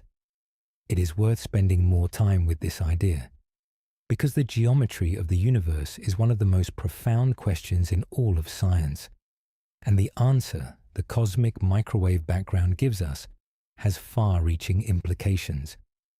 When cosmologists speak of the geometry of the universe, they mean the intrinsic curvature of space itself, not the curvature of any object or surface within space, but the curvature of the three-dimensional volume in which everything exists. This is a concept that requires stepping outside everyday intuition, because our intuitions about geometry are built on experience with flat surfaces and flat spaces. In flat space, the familiar rules of Euclidean geometry apply. The shortest path between 2 points is a straight line. Parallel lines never meet. The sum of the interior angles of a triangle is exactly 180 degrees. The ratio of a circle's circumference to its diameter is exactly pi. These are the rules we learn in school, and they describe the geometry of flat space perfectly. But space need not be flat. In the framework of general relativity, space can be curved by the presence of energy and matter. On small scales, like the curvature of space-time near a star or a black hole, we observe this curvature through its effects on the motion of matter and light. But on the larger scales, the overall geometry of the universe is determined by its total energy content, and that geometry can take three possible forms. If the total energy density of the universe is exactly equal to the critical density, space is flat. The rules of Euclidean geometry apply on average everywhere. Parallel lines remain parallel indefinitely. Triangles have angles summing to 180 degrees. If the total energy density exceeds the critical density, space has positive curvature, like the surface of a sphere, but in 3 dimensions. In such a universe, parallel lines eventually converge. the angles of a large enough triangle sum to more than 180 degrees.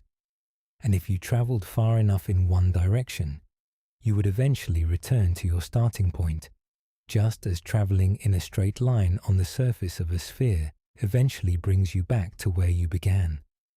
If the total energy density is less than the critical density, space has negative curvature, like the surface of a saddle. In such a universe, parallel lines diverge. The angles of a triangle sum to less than 180 degrees. Space extends infinitely in all directions without looping back. The cosmic microwave background allows us to measure the geometry of the universe because we know the physical size of the sound horizon at the time of last scattering. We can calculate from first principles, using well-understood physics, how large the sound horizon was in the early universe. We then measure the angle it subtends in the sky today. The relationship between the known physical size and the observed angular size tells us about the geometry of the space the light has traveled through. If space is flat, the sound horizon should appear at a certain angular scale.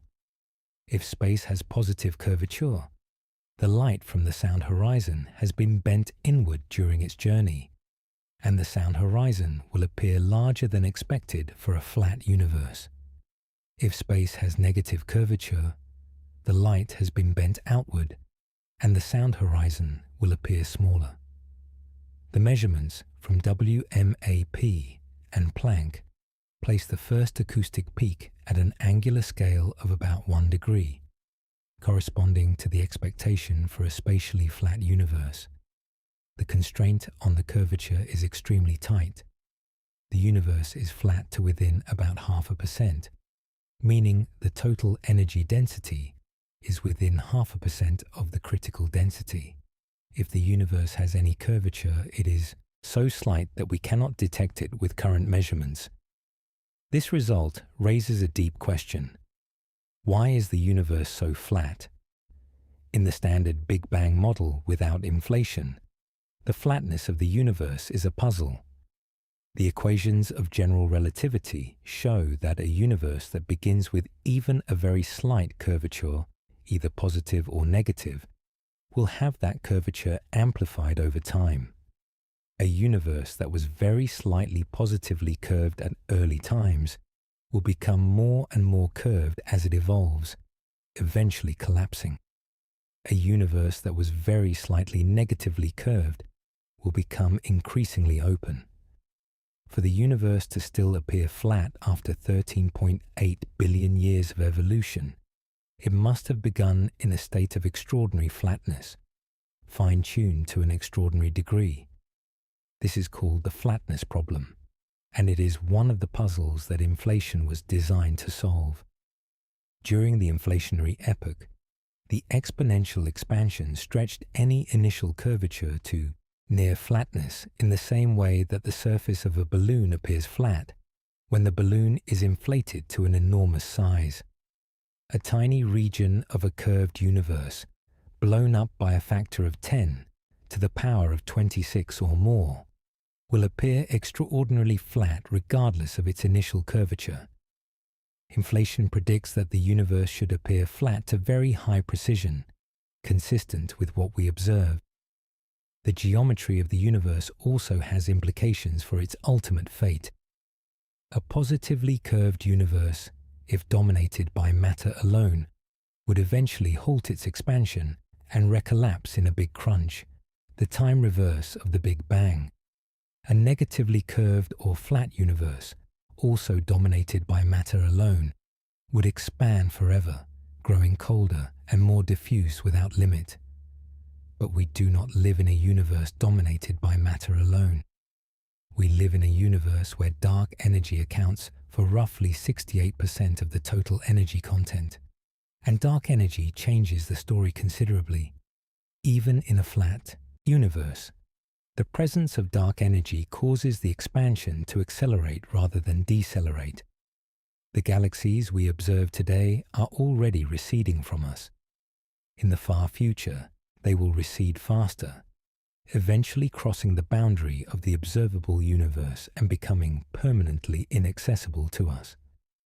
The cosmos, in this scenario, does not end in a crunch, but in a slow, cold expansion, with matter spreading ever thinner across an ever larger volume of space. The cosmic microwave background does not directly tell us the ultimate fate of the universe, because that fate depends on the future behavior of dark energy, which we do not yet fully understand. But it does tell us the present geometry of space, and it places the tightest constraints we have on the properties of dark energy through its effects on both the geometry measurement and the growth of structure. There is something quietly profound about this. The oldest light in the universe, released when the cosmos was only 380,000 years old, carries within it information that constrains the universe's ultimate fate billions and trillions of years in the future. The beginning and the end, connected through the physics encoded in an ancient, faint glow that surrounds us on all sides. The geometry of space is not an abstraction. It is a physical property of the universe we inhabit, measurable through careful observation, and the cosmic microwave background is our most precise measuring instrument.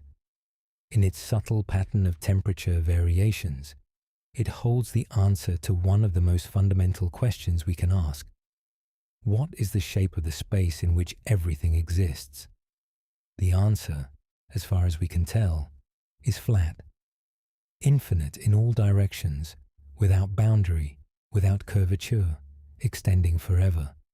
It is a universe that goes on and on in every direction, without limit or edge.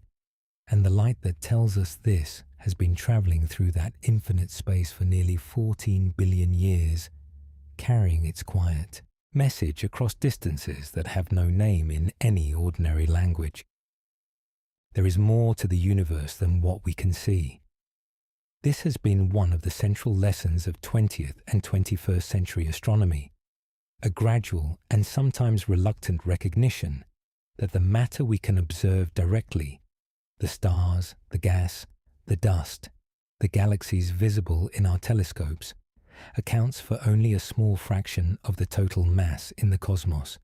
The rest is dark matter, a form of matter that does not emit, absorb, or reflect light in any detectable way, but whose gravitational influence is unmistakable.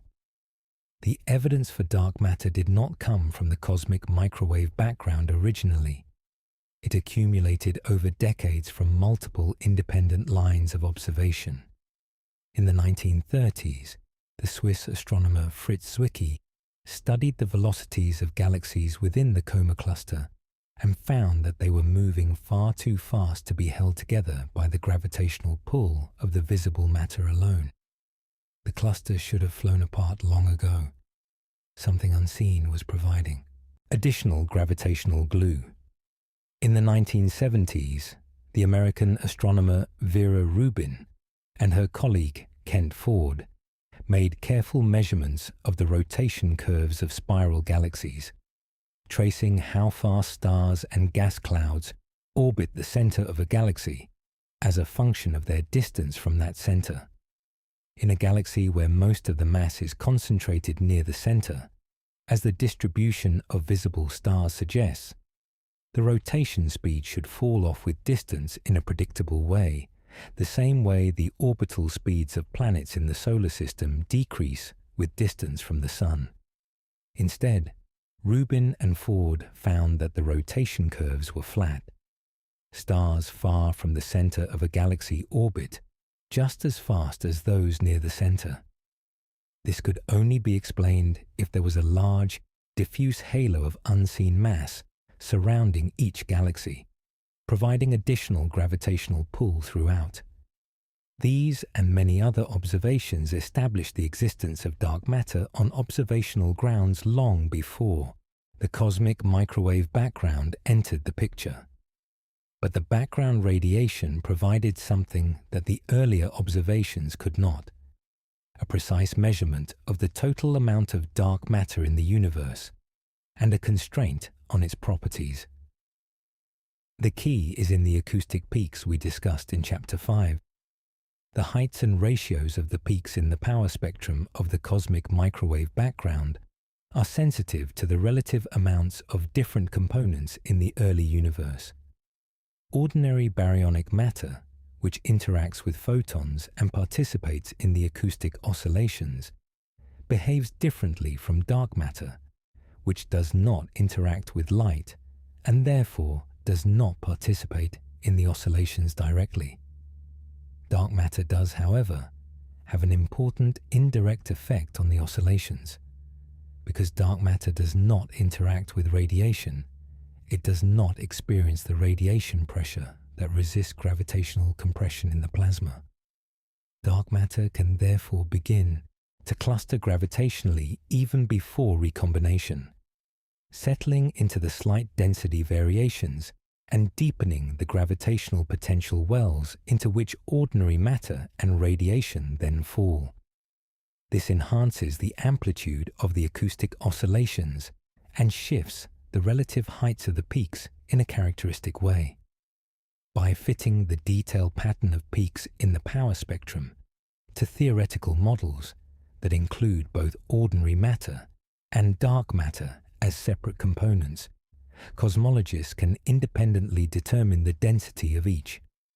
The Planck measurements give an ordinary matter density of about 5% of the critical density and a dark matter density of about 27%, with the remaining 68% attributable to dark energy.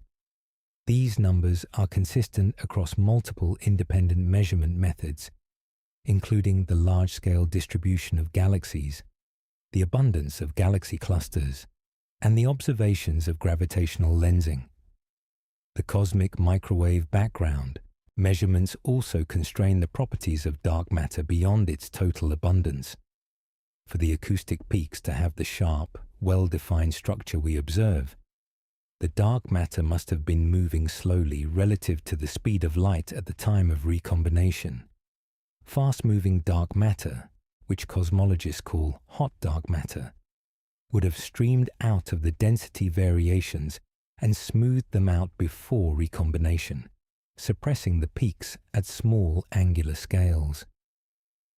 The observed sharpness of the peaks rules out hot dark matter as the dominant component. The leading candidate for dark matter is something called cold dark matter, particles that were moving slowly at the time the density variations were being established and that have remained gravitationally clustered since. The nature of these particles is one of the most important open questions in physics. They must be stable, meaning they do not decay into other particles on cosmological timescales.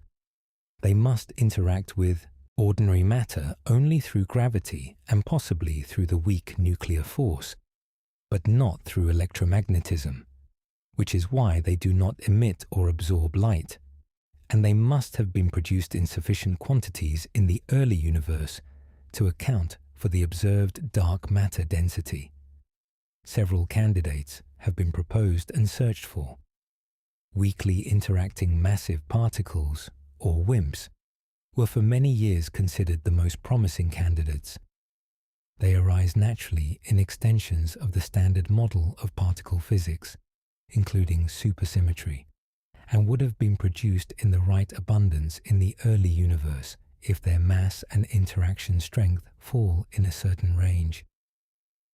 Extensive searches for WIMPs using underground detectors, particle accelerators, and gamma-ray telescopes have so far not found them, placing increasingly tight constraints on their properties. Other candidates include axions, very light particles originally proposed to solve a problem in the theory of the strong nuclear force, and sterile neutrinos, hypothetical relatives of the known neutrinos that interact even more weakly with ordinary matter. More exotic possibilities include primordial black holes. Black holes formed in the early universe before any stars existed, which could account for some or all of the dark matter if they were formed in the right mass range and abundance. The cosmic microwave background does not tell us what dark matter is made of. It tells us how much of it there is, and it constrains how it behaved in the early universe in ways that rule out some candidates and favor others. The identification of the dark matter particle, if it is a particle, remains one of the central goals of both cosmology and particle physics. What the background does tell us, with considerable precision, is that dark matter is real, that it was present in the early universe in its observed abundance, and that its gravitational influence shaped the acoustic oscillations in the plasma in a way that is consistent with our observations. The pattern of ancient light we detect today would look different if dark matter did not exist, or if it had different properties. The fact that our models of the early universe, including dark matter with the properties inferred from multiple independent observations, reproduce the observed power spectrum in precise detail, is strong evidence that we have the broad picture right, even if the microscopic nature of dark matter remains unknown. There is a certain humility required by this situation. We live in a universe where the matter we are made of, the matter we can see and touch and measure, the protons and neutrons and electrons that constitute everything familiar, represents only 5% of the total energy content. The remaining 95%, dark matter and dark energy, is inferred from its gravitational effects and from the constraints of cosmological models, but its fundamental nature is unknown. The universe is stranger and richer than the visible portion of it suggests. The cosmic microwave background is one of the primary instruments through which we have come to understand this strangeness. It is a map not just of the visible universe, but of the full energy content of the cosmos, encoding in its pattern of ancient temperature variations the contributions of components we cannot see directly, but whose presence is written unmistakably into the oldest light we can detect. We have mentioned inflation several times in earlier chapters, noting that it explains the initial density fluctuations and the flatness of the universe. But there is a third puzzle that inflation addresses, one that becomes apparent when we look carefully at the cosmic microwave background itself. It is called the horizon problem, and it is one of the most compelling arguments for some form of rapid early expansion. The cosmic microwave background is extraordinarily uniform. The temperature of the background radiation is 2.725 degrees Kelvin in every direction, with variations of only 1 part in 100,000. This uniformity holds across the entire sky, from one side of the observable universe to the other. No matter where we point our instruments, the ancient light has essentially the same temperature. On the face of it, this might seem unremarkable. If the early universe was hot and dense everywhere, why wouldn't it have the same temperature everywhere? The answer lies in causality and in the finite speed of light. For two regions of the universe to reach the same temperature, they must have been in thermal contact at some point, able to exchange energy and information, and therefore equilibrate to the same temperature. But the exchange of energy and information requires communication, and communication cannot travel faster than light. Consider 2 points on opposite sides of the observable sky, separated by an angle of 180 degrees. The light reaching us from those 2 points left its sources at the moment of last scattering, about 380,000 years after the Big Bang. At that time, those two regions were separated by a distance far greater than the distance light could have traveled since the Big Bang. In other words, those two regions were outside each other's causal horizons at the time of last scattering. They could not have exchanged information or energy. There was no way for them to have communicated and reached the same temperature. And yet, their temperatures are the same, to 1 part in 100,000. How is this possible? In the standard Big Bang model, without any additional physics, there is no good answer. The uniformity of the cosmic microwave background across causally disconnected regions is simply assumed as an initial condition. The universe just happened to start out at the same temperature everywhere, even in regions that had never been in contact. This is a deeply unsatisfying explanation. It requires an extraordinary coincidence, the fine-tuning of initial conditions across regions that had no causal connection. Inflation resolves this problem elegantly. If the universe underwent a period of exponential expansion very early on, then what are now widely separated regions of the observable universe were once extremely close together within each other's causal horizons and had ample time to equilibrate to the same temperature. Inflation then expanded that small thermally uniform region to a size much larger than the observable universe today.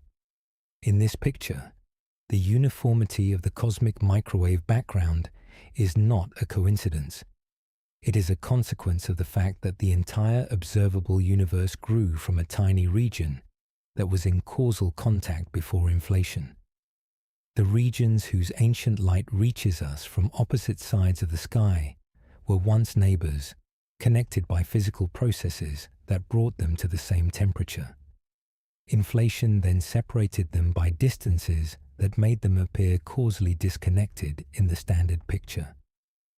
The horizon problem was one of the primary motivations for Alan Gough's original proposal of inflation in 1980. Gough, a physicist who was at the time a postdoctoral researcher at Stanford, was working on problems in particle physics and cosmology when he recognized that a period of exponential expansion would solve not only the horizon problem, but also the flatness problem, and a third problem involving exotic particles called magnetic monopoles, which certain theories of particle physics predict should have been produced in the early universe, but which have never been observed. Gough's original model of inflation had technical problems that were quickly identified, but the basic idea was developed and refined by André Linde, Andreas Albrecht, Paul Steinhardt, and others into what became known as new inflation, and then into a broader class of inflationary models. The specific mechanism that drives inflation, the identity and properties of the inflaton field, varies from model to model. But the general framework, a period of exponential expansion in the very early universe, has become a central part of the standard cosmological model. It is important to be clear about what inflation is and what it is not. Inflation is not the Big Bang itself. The Big Bang refers to the hot, dense phase of the early universe from which the standard model of cosmology follows, a phase that began after inflation ended. Inflation is a proposed epoch that preceded the hot Big Bang phase, during which the universe was dominated by the energy of the inflaton field rather than by ordinary matter and radiation. When inflation ended, the energy of the inflaton field was converted into the hot plasma of particles and radiation that constitutes the beginning of the standard Big Bang era. Inflation makes specific, testable predictions, several of which have been confirmed by observations of the cosmic microwave background. The near-scale invariant spectrum of initial fluctuations, the Gaussian statistics of those fluctuations, the coherence of the acoustic oscillations, and the flatness of the universe are all predictions of the inflationary framework that the observations support. This does not prove that inflation occurred, but it means that the observations are consistent with inflation, and that alternative explanations for these features face significant challenges. The most direct test of inflation that remains to be performed is the detection of primordial gravitational waves through their imprint on the B-mode polarization of the cosmic microwave background, as discussed in Chapter 7. Different inflationary models predict different amplitudes for the gravitational wave signal, parameterized by a quantity called the tensor-to-scalar ratio. A detection of this signal would not only confirm that inflation occurred, but would provide information about the energy scale of inflation and help discriminate between different models. The absence of a detected signal so far places an upper limit on the tensor-to-scalar ratio, ruling out the simplest large-field models of inflation. But many inflationary models predict a signal below the current detection threshold, and the next generation of experiments may be sensitive enough to find it or to place constraints tight enough to test most viable models. The horizon problem and inflation together illustrate a recurring theme in cosmology. The universe as we observe it today reflects physical processes that occurred at energy scales and time scales far beyond direct experimental reach. We cannot recreate the conditions of the inflationary epoch in any laboratory. We cannot send probes back to observe the early universe directly. Our only window into those conditions is the imprint they left in observables like the cosmic microwave background, which we can measure with increasing precision, and from which we can draw increasingly detailed inferences about what happened before the oldest light we can see. This is, in its way, one of the most remarkable achievements of human inquiry.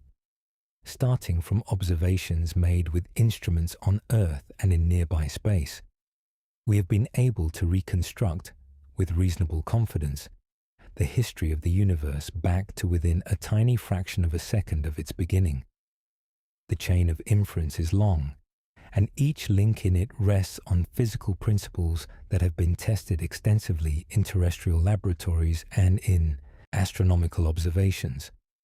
But the chain holds, and it leads us to conclusions about the cosmos that no generation before ours could have reached.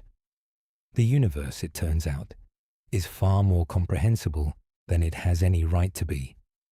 Its history is written in patterns of ancient light, in the arrangement of galaxies, in the abundances of chemical elements, and in the subtle polarization of photons that have been traveling since before the first stars existed. We are only in the early stages of reading that history in full.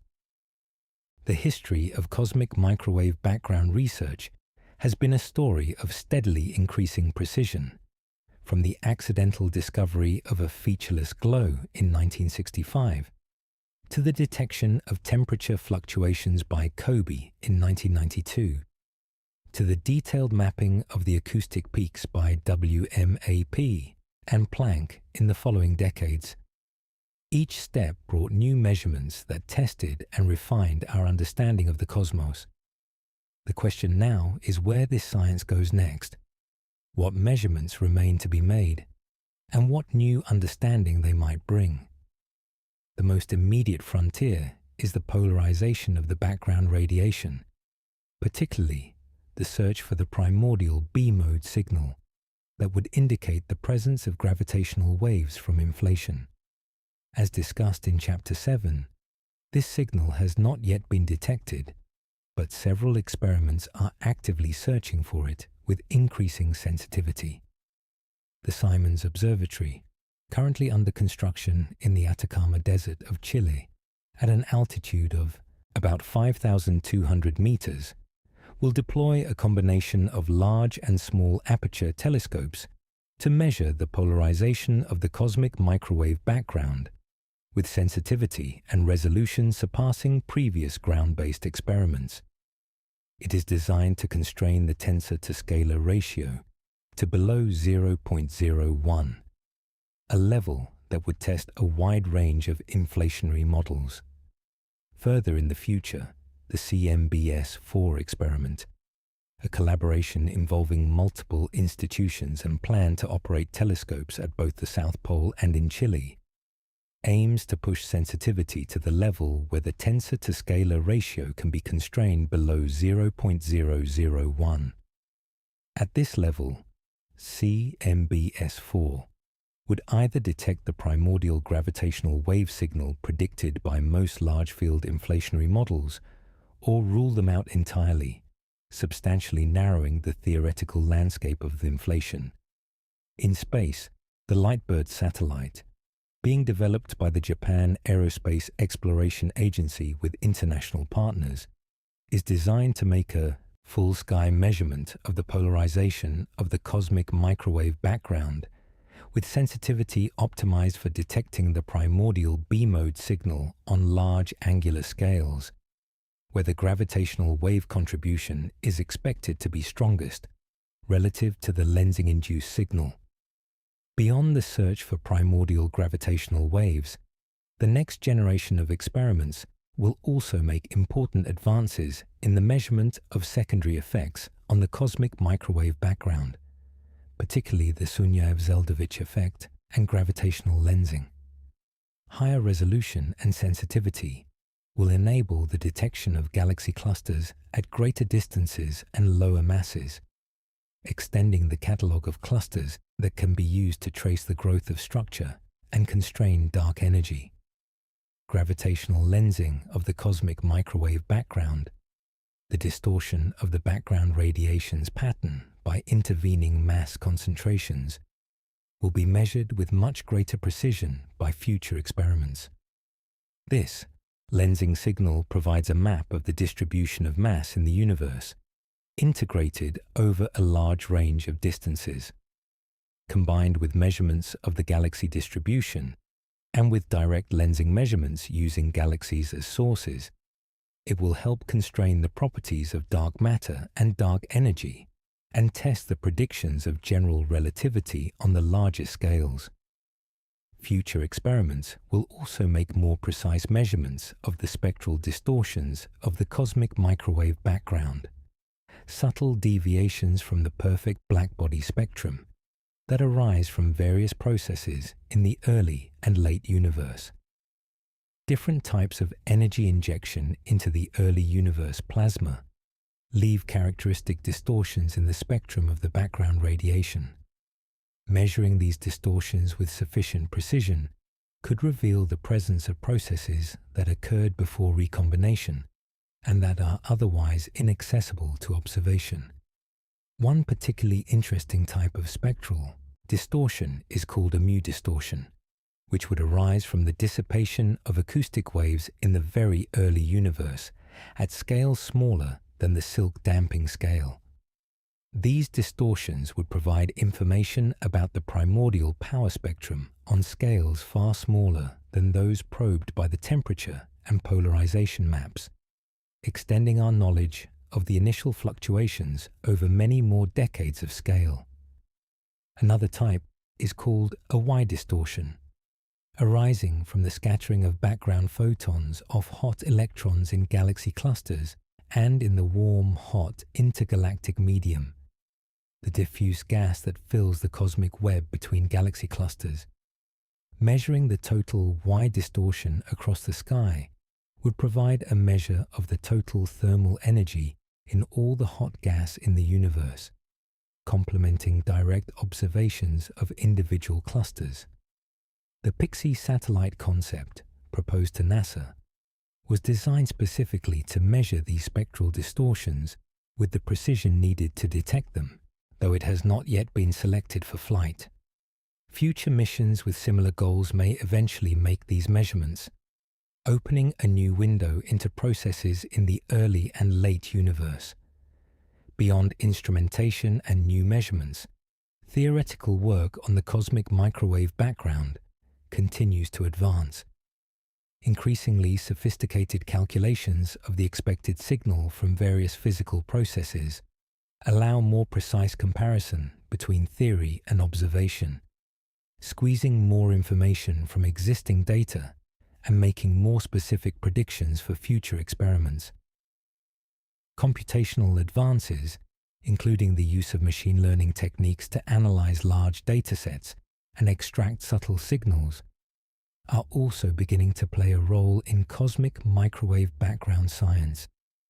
There is also growing interest in using the cosmic microwave background in combination with other cosmological probes in what is called multi-messenger cosmology, combining background radiation measurements with observations of gravitational waves, galaxy surveys, 21-centimeter hydrogen line observations of the early universe, and other probes provides much stronger constraints on cosmological parameters than any single probe alone. The synergies between these different observational windows will become increasingly important as each probe reaches its systematic limits and the gains from further improvement in any single measurement become smaller. Looking further ahead, there are fundamental limits to what the cosmic microwave background can tell us, even in principle. The surface of last scattering is the earliest moment from which we can extract information using photons. To probe earlier times using electromagnetic radiation is impossible, because the universe was opaque before recombination. Gravitational waves and neutrinos, however, decoupled from the rest of the universe much earlier than photons did. A background of gravitational waves, analogous to the cosmic microwave background but originating from much earlier times, potentially including the inflationary epoch, should exist. Similarly, a cosmic neutrino background, a relic of the first second of the universe's existence, permeates the cosmos. Detecting these backgrounds directly would be extraordinarily difficult with current or near-future technology, but the possibility exists in principle, and progress in gravitational wave detection and neutrino physics may eventually open these windows. The cosmic microwave background has transformed cosmology over the past 60 years, taking it from a field of broad speculation and qualitative understanding to one of quantitative precision, where fundamental parameters of the universe are known to the percent level and models are tested against data of extraordinary quality. The journey from Penzias and Wilson's accidental discovery to the detailed maps of Planck has been one of the great scientific achievements of our era. What lies ahead is continued refinement, continued testing, and the possibility of genuinely new discoveries, the detection of primordial gravitational waves, the identification of spectral distortions, the mapping of the mass distribution through lensing with unprecedented precision. Each of these would deepen our understanding of the cosmos and potentially reveal physics that goes beyond our current best models. The oldest light in the universe still has things to tell us. We are learning, slowly and carefully, how to listen. The universe we inhabit today is not smooth. It is not a uniform distribution of matter spread evenly through space in the way that the early universe nearly was.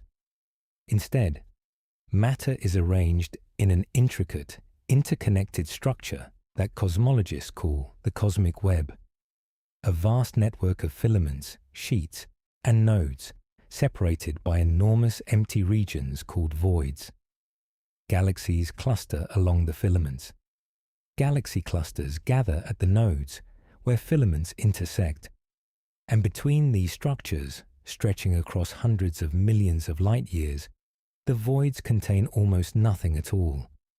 This structure did not appear suddenly. It grew gradually, over billions of years, from the tiny density variations that were already present in the early universe, and whose imprint we read in the cosmic microwave background. The map of ancient light and the map of the present universe are connected by a continuous thread of gravitational evolution, a slow and patient process by which the seeds of structure grew into the complex architecture we observe today. The process begins at recombination. At the moment the universe became transparent, the density variations frozen into the pattern of the cosmic microwave background were transferred to the newly neutral gas of hydrogen and helium. Regions that were slightly denser than average had slightly stronger gravitational fields. They began pulling surrounding matter toward them, very slowly at first, because the density variations were tiny, only 1 part in 100,000. Dark matter played a crucial role in this early phase of structure formation. Because dark matter does not interact with radiation, it was free to begin clustering gravitationally even before recombination. While ordinary matter was still tightly coupled to the photons and unable to settle into the density variations. By the time of recombination, dark matter had already begun forming diffuse halos around the density peaks. When ordinary matter decoupled from the radiation and was free to move under gravity, it fell into the gravitational wells already established by the dark matter, accelerating the growth of structure. Over hundreds of millions of years, the density variations grew. Regions that were slightly overdense became progressively more overdense as they attracted more matter from their surroundings. Regions that were slightly underdense became progressively more underdense as matter drained away from them. The initially smooth distribution of matter developed increasing contrast, like a photograph slowly coming into focus. The first structures to form were the smallest. In the cold dark matter model, small dark matter halos formed first, and then merged over time into progressively larger structures, a process called hierarchical structure formation. Small halos merged into larger halos, which merged into still larger ones. The galaxies that formed within these halos also merged, with small galaxies combining to form larger ones over billions of years of cosmic time. The filamentary structure of the cosmic web emerged naturally from this process. When two large overdense regions attract matter from the surrounding space, the matter between them does not fall symmetrically toward both. Instead, it tends to collapse first along one direction, forming sheets, and then along a second direction, forming filaments, before finally collapsing along the third direction into compact nodes.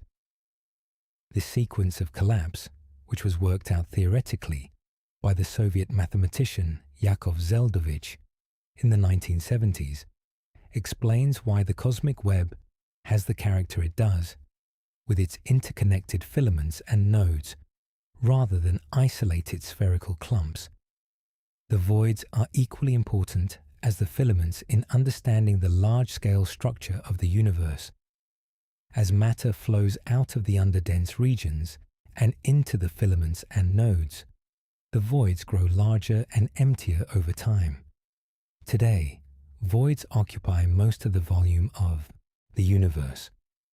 The filaments and nodes, despite containing most of the matter and all of the galaxies, fill only a small fraction of the total volume of space. The universe is, in a very real sense, mostly empty, with the matter we observe arranged in a thin, intricate web threading through an enormous volume of near-nothingness. The characteristic scale of the cosmic web reflects the acoustic scale imprinted by the baryon acoustic oscillations in the early universe. The preferred separation between galaxy clusters, the typical spacing of the nodes in the web, corresponds to the sound horizon of the early universe, stretched by the subsequent expansion to about 500 million light-years in today's universe. This preferred scale has been measured in large galaxy surveys, most notably the Sloan Digital Sky Survey and the 2-degree Field Galaxy Redshift Survey, providing an independent confirmation of the acoustic scale measured in the cosmic microwave background, and one of the most compelling demonstrations of the connection between the ancient light and the present structure of the cosmos. The largest structures in the observable universe, superclusters of galaxies spanning hundreds of millions of light-years, and the great walls and sheets of galaxies that have been catalogued over the past few decades, are all part of this web.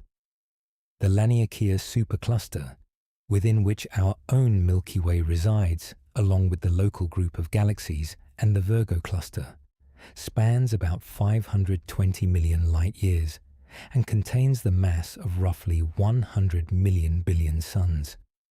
And yet, Laniakea is just one node among many in the cosmic web, unremarkable in its overall properties, a typical large-scale structure in a universe full of such structures.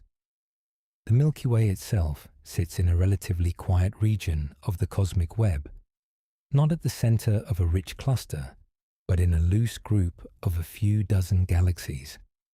Our nearest large neighbor, the Andromeda Galaxy, lies about 2.5 million light-years away. The two galaxies are moving toward each other under mutual gravitational attraction and will merge in roughly 4.5 billion years, forming a larger elliptical galaxy that astronomers have informally named Milkomeda. This local fate is a small echo of the larger process of hierarchical merging that has shaped the cosmic web over billions of years. Every galaxy we observe, including our own, is the product of multiple mergers over cosmic time. Every large galaxy cluster is the accumulation of many smaller groups. The cosmic web is not a static structure, but a dynamic one, still evolving, still growing, still drawing matter along its filaments toward its nodes. And the seeds of all of this, the initial density variations from which the entire web grew, are visible in the temperature map of the cosmic microwave background. The slightly warmer and cooler patches in that ancient light, each spanning a fraction of a degree of sky, each representing a density variation of 1 part in 100,000 in the plasma of the early universe, are the direct ancestors of the galaxies, clusters, filaments, and voids that constitute the large-scale structure of the cosmos today. The cosmic microwave background and the cosmic web are, in this sense, two views of the same reality, separated by nearly 14 billion years of gravitational evolution. One is a snapshot of the seeds. The other is a portrait of what those seeds became. Together, they tell the story of how a nearly smooth, nearly uniform early universe developed into the rich, complex, structured cosmos we inhabit. Everything we have discussed so far, the cosmic microwave background, the cosmic web, the galaxies and clusters and voids, exists within what cosmologists call the observable universe. This is the region of space from which light has had time to reach us since the Big Bang, a sphere centered on our location with a radius of about 46 billion light-years. Beyond that boundary, we have no direct observational access. The universe may extend much further, perhaps infinitely further, but we cannot see it. The existence of an observable boundary does not mean the universe ends there. It means only that the finite speed of light, combined with the finite age of the universe, limits how far we can see. If there are galaxies beyond the observable horizon, their light simply has not had time to reach us yet.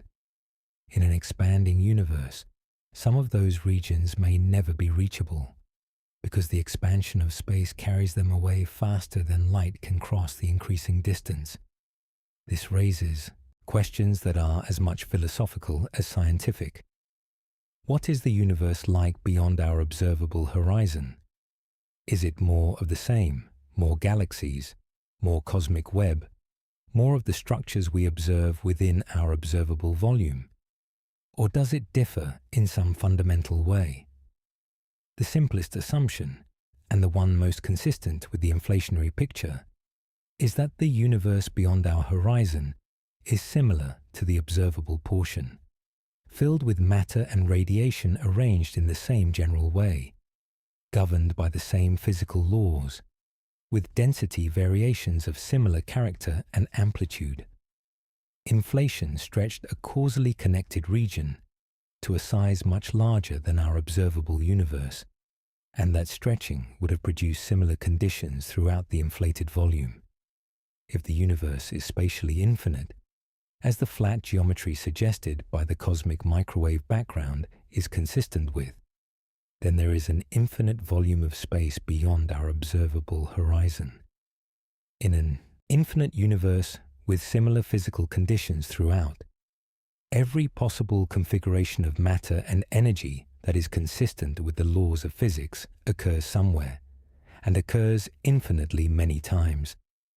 This is a philosophically challenging idea, and it has given rise to considerable debate about what it means for concepts like probability and uniqueness in cosmology. Some versions of the inflationary scenario lead to what is called eternal inflation, a situation in which inflation never completely stops everywhere but continues indefinitely in most of space, while ending locally in individual regions that then develop into universes like our own.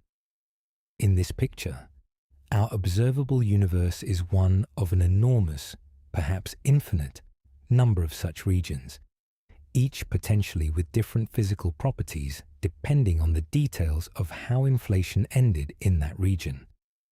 This idea, sometimes called the multiverse, is controversial within cosmology and physics.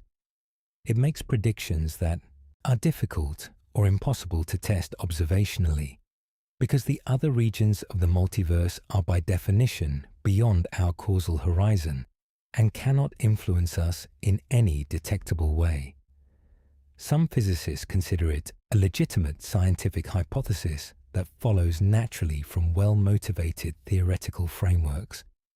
Others argue that a theory whose predictions cannot in principle be tested does not qualify as science in the conventional sense. The cosmic microwave background provides limited but interesting evidence relevant to these questions. If our observable universe is one of many regions in a multiverse, and if other such regions exist close enough to have overlapped with ours in the distant past, the collision between our region and a neighboring one could have left a detectable imprint in the cosmic microwave background, a circular anomaly in the temperature pattern at the location where the collision occurred. Searches for such features in the WMAP and Planck data have not that make such collisions rare, or that make such collisions rare or undetectable. There are also anomalies in the cosmic microwave background that have attracted attention as possible hints of physics beyond the standard model. The Planck data reveals a slight asymmetry in the power of fluctuations between opposite hemispheres of the sky, with one hemisphere showing somewhat stronger fluctuations than the other. There is also a region sometimes called the cold spot, a large area of the sky that is slightly cooler than expected based on the standard model.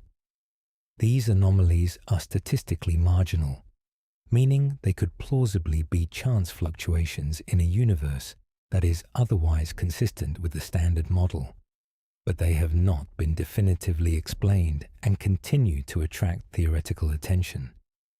Whether these anomalies point to physics beyond the standard cosmological model, perhaps to effects from the multiverse or to some pre-inflationary structure, or whether they are simply statistical flukes in a finite map of an otherwise standard universe, remains an open question. Future measurements with higher sensitivity and resolution may help resolve the matter, either by revealing additional structure associated with these anomalies, or by showing them to be consistent with random statistical variation. The question of what lies beyond the observable universe is one that science can approach, but perhaps never fully answer, at least not with the tools currently available. The observable universe is, by definition, the limit of what we can see. What lies beyond is inferred from theory and from the physical principles that govern the region we can observe. The cosmic microwave background, as the oldest observable signal, pushes that limit as far back in time as light allows. Beyond it, in the direction of earlier cosmic time, the universe is hidden behind the opaque plasma of the pre-recombination era. And beyond our spatial horizon, The universe extends into regions we can characterize only by inference and by the assumption, well motivated but not directly testable, that the laws of physics are the same everywhere. There is something both humbling and exhilarating about this situation. We live in a universe that extends far beyond what we can see, governed by physics we are still working to understand, containing structures and phenomena we may never directly observe.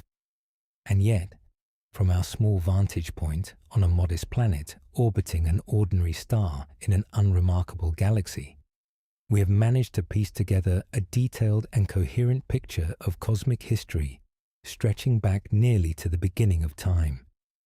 The observable universe is large enough and informative enough to reveal the broad outlines of how everything came to be. The ancient light that carries this story, still traveling, still filling the space around us, is the furthest reach of our observational grasp. What lies beyond it is, for now, the province of theory, imagination, and the quiet recognition that the universe is almost certainly larger and stranger than anything we can directly observe. The cosmic microwave background is a record of the past. Everything we have discussed in this exploration has been oriented toward history, toward the question of where the universe came from and how it evolved into its present form. But the ancient light also raises deeper questions about the nature of time itself, about why the universe has a past and a future that are so profoundly different from one another, and about what the ultimate direction of cosmic history might be. Time, in the equations of fundamental physics, is largely symmetric. The laws of quantum mechanics and general relativity do not, in most cases, distinguish between the forward and backward directions of time.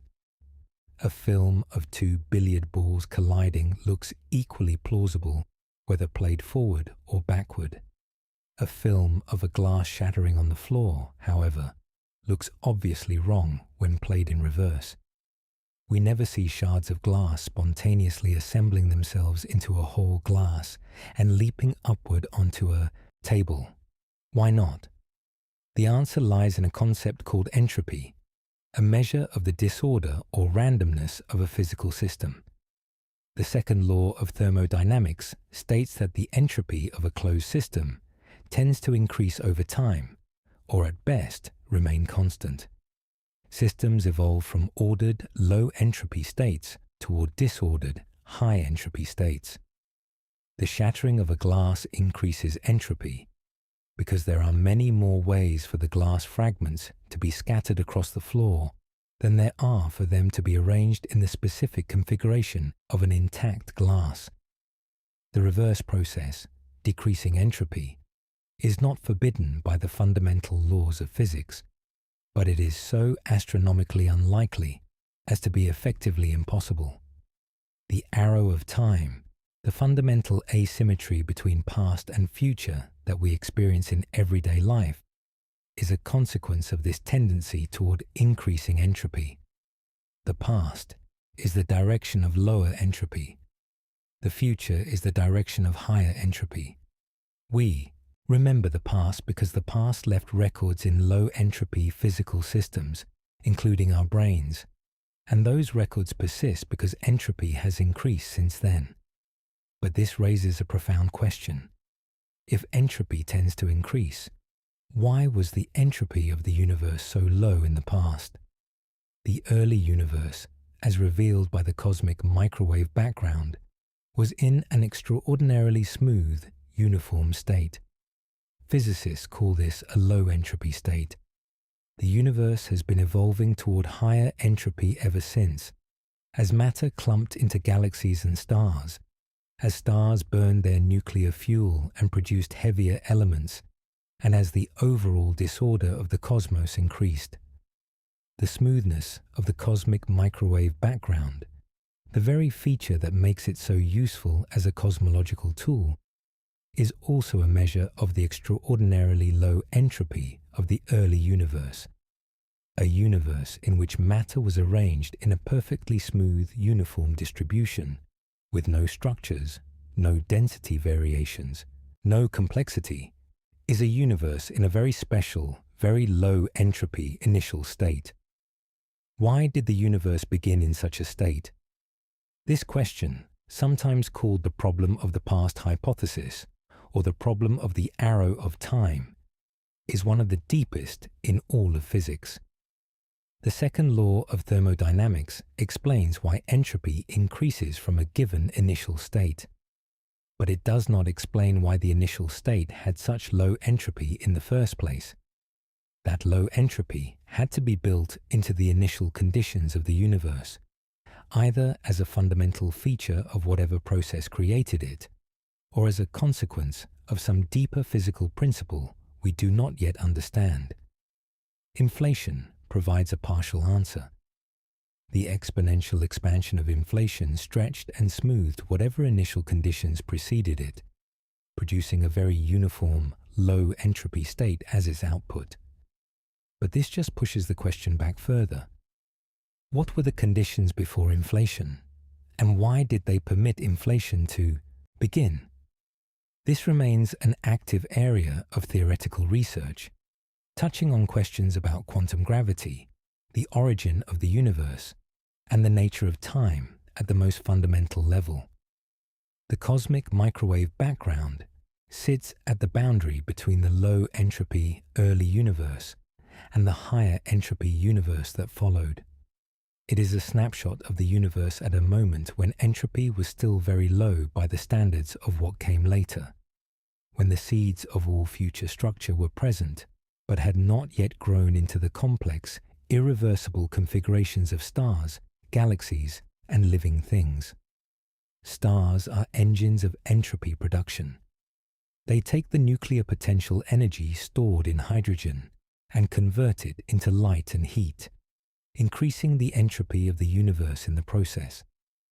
The Sun, for instance, converts about 4 million tons of mass into energy every second, producing high entropy radiation that eventually disperses into space. When the Sun exhausts its hydrogen fuel in about 5 billion years, it will expand into a red giant, shedding its outer layers and leaving behind a dense white dwarf that will cool slowly over billions of years, eventually fading to a cold, dark remnant. On timescales far beyond the current age of the universe, the entropy of the cosmos will continue to increase. The last stars will exhaust their fuel. Black holes will eventually evaporate through Hawking radiation, a quantum process by which black holes slowly lose mass and energy over astronomical timescales. Eventually, if current models are correct, the universe will approach a state of maximum entropy, sometimes called the heat death, in which all energy is uniformly distributed and no further work can be extracted from any process. No gradients remain, no structures persist. The universe reaches a final featureless equilibrium from which nothing further happens. This prospect is, on human timescales, incomprehensibly remote. The universe has existed for about 13.8 billion years. The timescale for the evaporation of even a stellar mass black hole through Hawking radiation is on the order of 10 to the power of 67 years, a number so large it has no meaningful analogy in everyday experience. The heat death, if it occurs, lies even further in the future. But the trajectory is there, written into the physics of entropy and thermodynamics. The universe began in a state of extraordinary order and low entropy. It has been evolving toward greater disorder ever since. The complexity we observe around us, the galaxies, the stars, the planets, the living things, is a temporary feature of a universe in the middle of a long journey from low entropy to high entropy. We exist in a brief window of cosmic time when the universe is structured enough to support complexity, but has not yet dissipated all of its available energy. The cosmic microwave background is our clearest window onto the beginning of that journey. It shows us the universe as it was near the start, smooth and uniform and full of potential. The structures that developed from those initial conditions, the galaxies and stars and everything that followed, are the universe's way of increasing entropy on the path from its ordered beginning toward its disordered end. There is something both sobering and strangely beautiful about this picture. The ancient light we detect today is a remnant of a time when the universe was simpler and more uniform than it is now.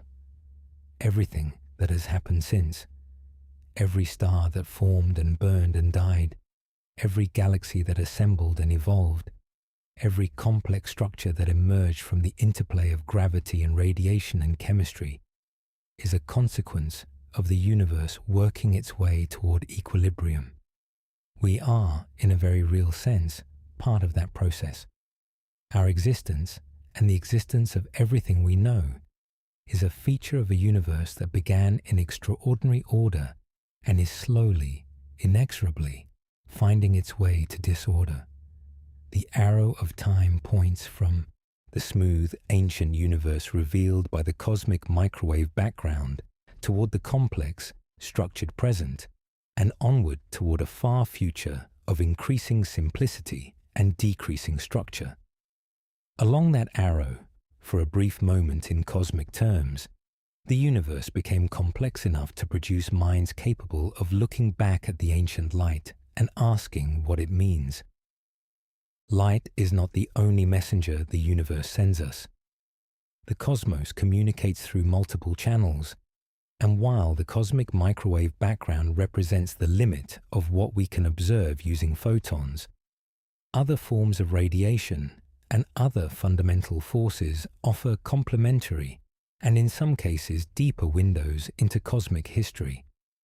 These other messengers, some already detected and some still beyond our current capabilities, will play an increasingly important role in the cosmology of coming decades. The first of these other messengers is the neutrino. Neutrinos are fundamental particles with almost no mass, no electric charge, and an extraordinarily weak interaction with ordinary matter. They are produced in enormous quantities in nuclear reactions, including those occurring in the cores of stars and in the explosions of supernovae. They pass through ordinary matter almost without interaction. Billions of solar neutrinos pass through every square centimeter of your body every second, and almost none of them interact with any of the atoms they pass through. In the very early universe, neutrinos were in thermal equilibrium with the rest of the matter and radiation, interacting frequently enough to maintain a common temperature.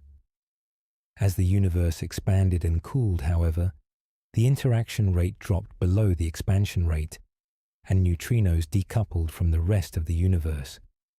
This happened at a temperature of about 10 billion degrees Kelvin, about 1 second after the Big Bang, far earlier than the decoupling of photons at recombination. After decoupling, the neutrinos streamed freely through the universe, just as the photons of the cosmic microwave background did after recombination. The result is a cosmic neutrino background, a relic of the first second of the universe's existence, analogous to the cosmic microwave background, but far older and potentially carrying information about even earlier times. The cosmic neutrino background has never been directly detected. Its temperature today, redshifted by cosmic expansion, is predicted to be about 1.95 degrees Kelvin, slightly lower than the temperature of the cosmic microwave background, because the neutrinos decoupled before a process called electron-positron annihilation added additional heat to the photon gas. The neutrino background consists of neutrinos with such low energies that detecting them individually is essentially impossible with current technology. However, The existence of the cosmic neutrino background has been indirectly confirmed through its effects on the cosmic microwave background. The neutrinos contribute to the radiation energy density of the early universe and affect the expansion rate during the radiation-dominated era. They also carry energy and momentum that influence the acoustic oscillations in the plasma, leaving characteristic imprints in the power spectrum of the background radiation. The Planck measurements are sensitive to these imprints and confirm that the radiation content of the early universe is consistent with the presence of 3 species of neutrinos matching the 3 known flavors: electron, muon, and tau neutrinos. The second major alternative messenger is gravitational waves.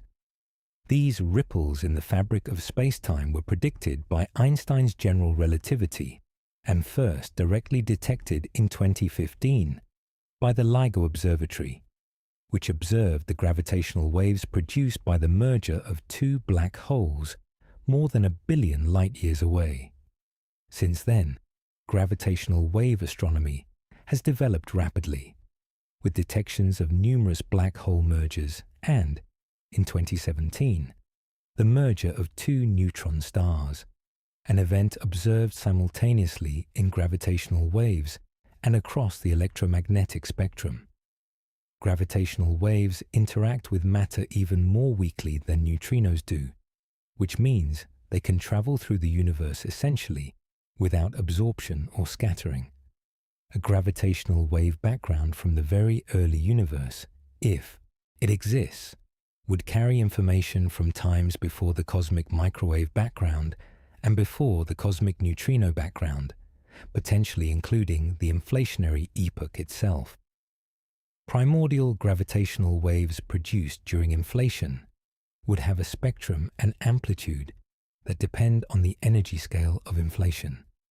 If inflation occurred at a sufficiently high energy scale, the resulting gravitational wave background could be detected either through its imprint on the B-mode polarization of the cosmic microwave background, as discussed in Chapter 7, or directly using future gravitational wave detectors.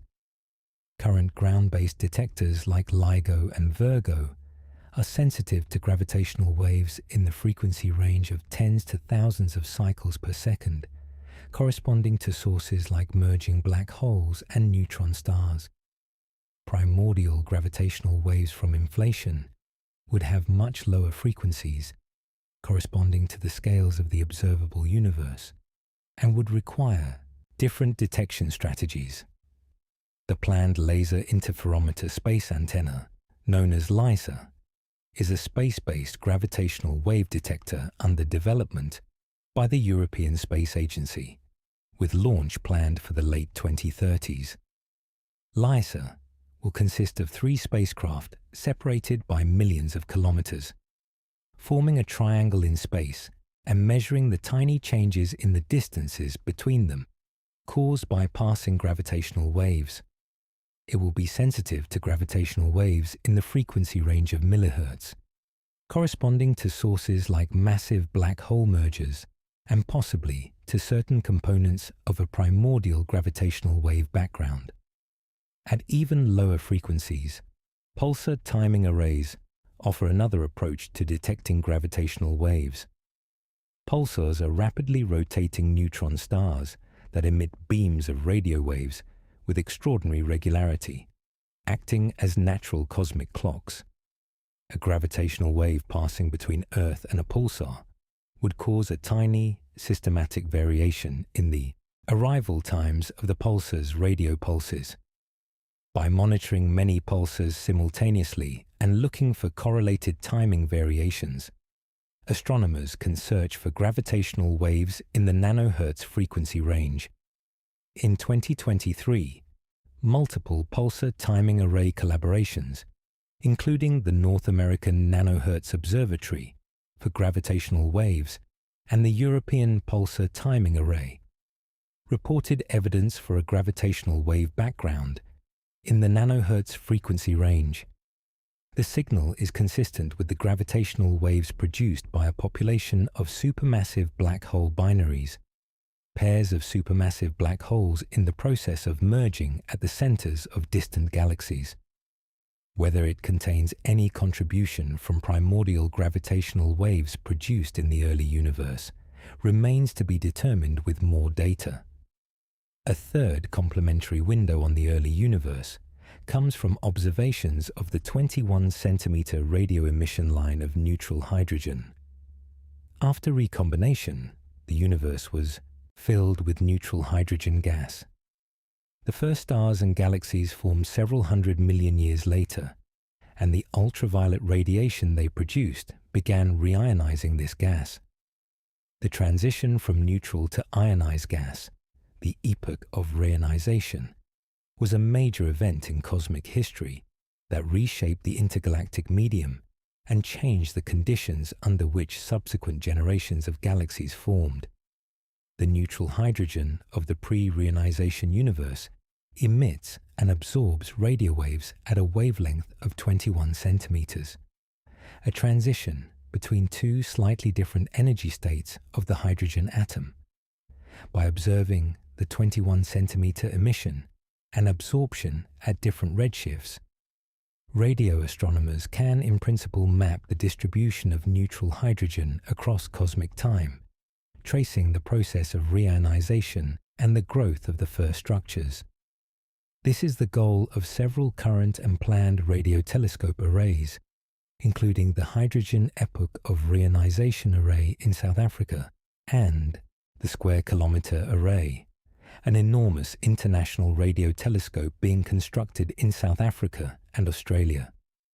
The 21-centimeter observations will complement the cosmic microwave background by probing the universe during the cosmic dark ages and the epoch of reionization, filling in the gap between the surface of last scattering and the formation of the first observable galaxies. Together, these multiple messengers, photons from the cosmic microwave background, neutrinos from the first second, gravitational waves from the inflationary epoch, and 21-centimeter radiation from the cosmic dark ages, offer a richly layered view of cosmic history.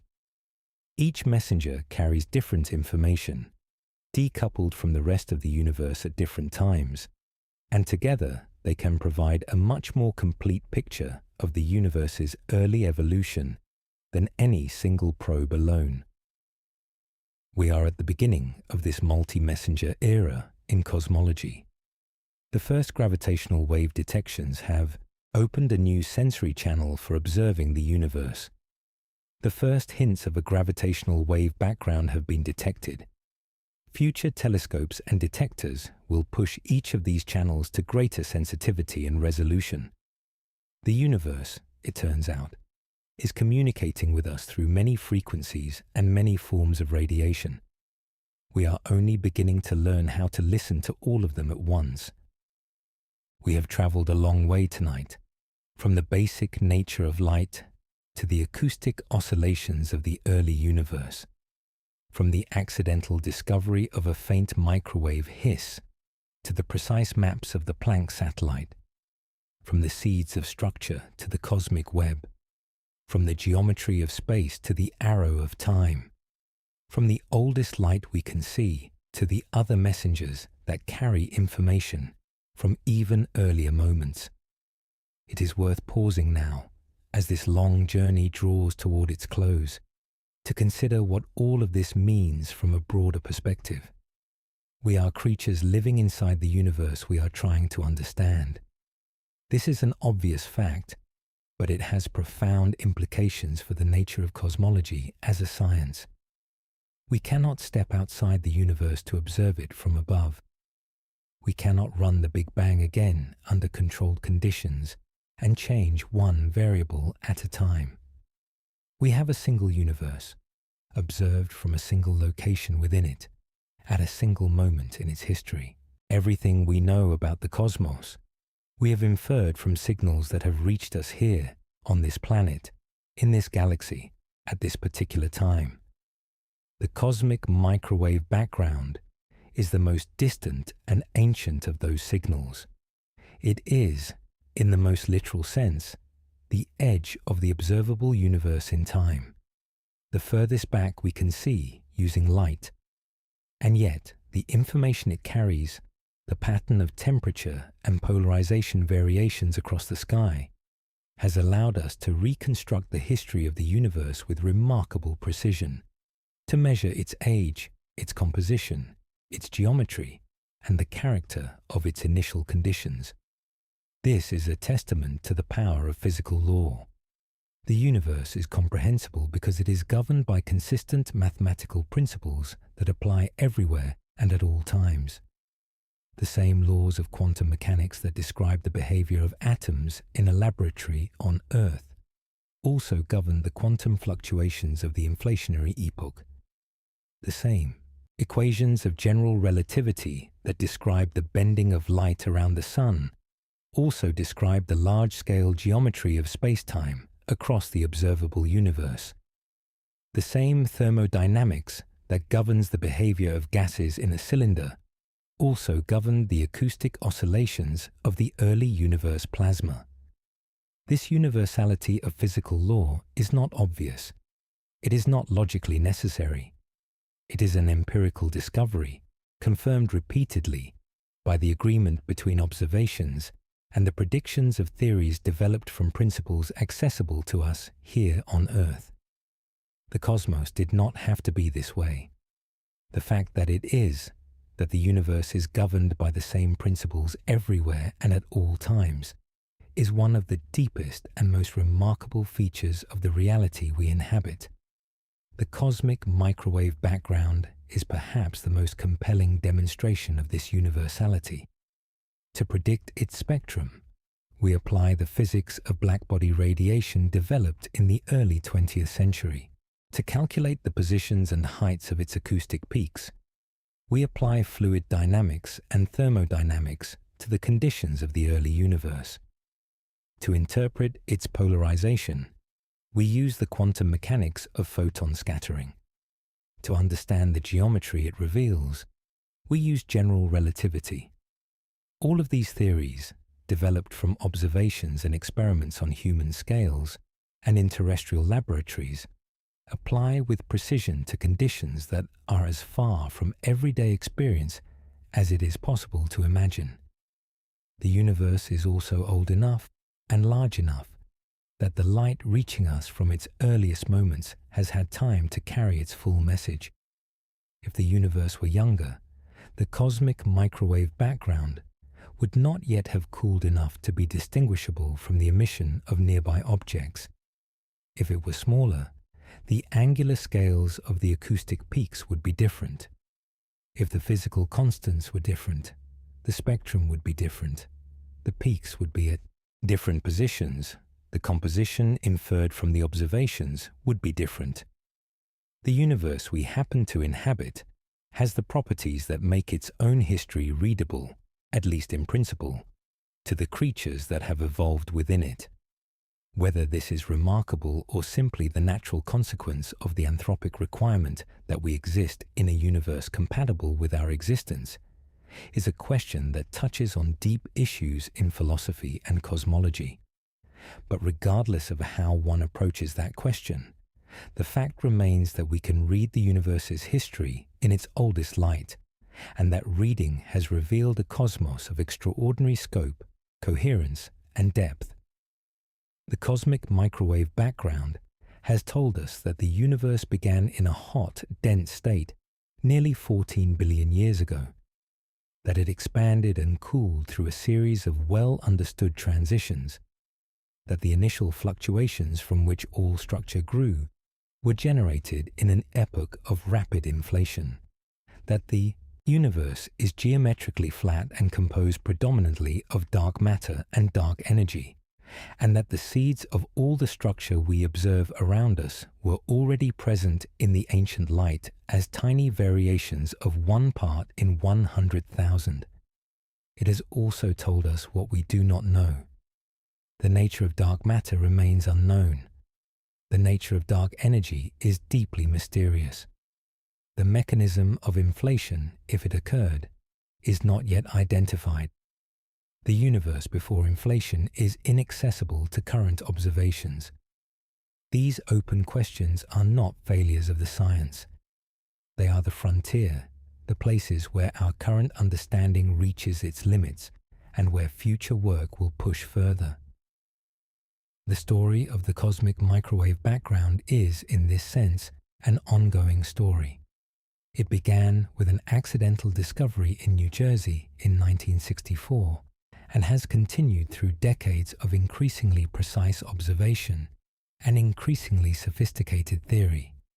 It will continue with the next generation of experiments with the detection or non-detection of primordial gravitational waves, with the mapping of the polarization of the ancient light to higher precision, with the integration of background radiation observations, with gravitational wave astronomy and large-scale structure surveys and 21-centimeter observations of the cosmic dark ages.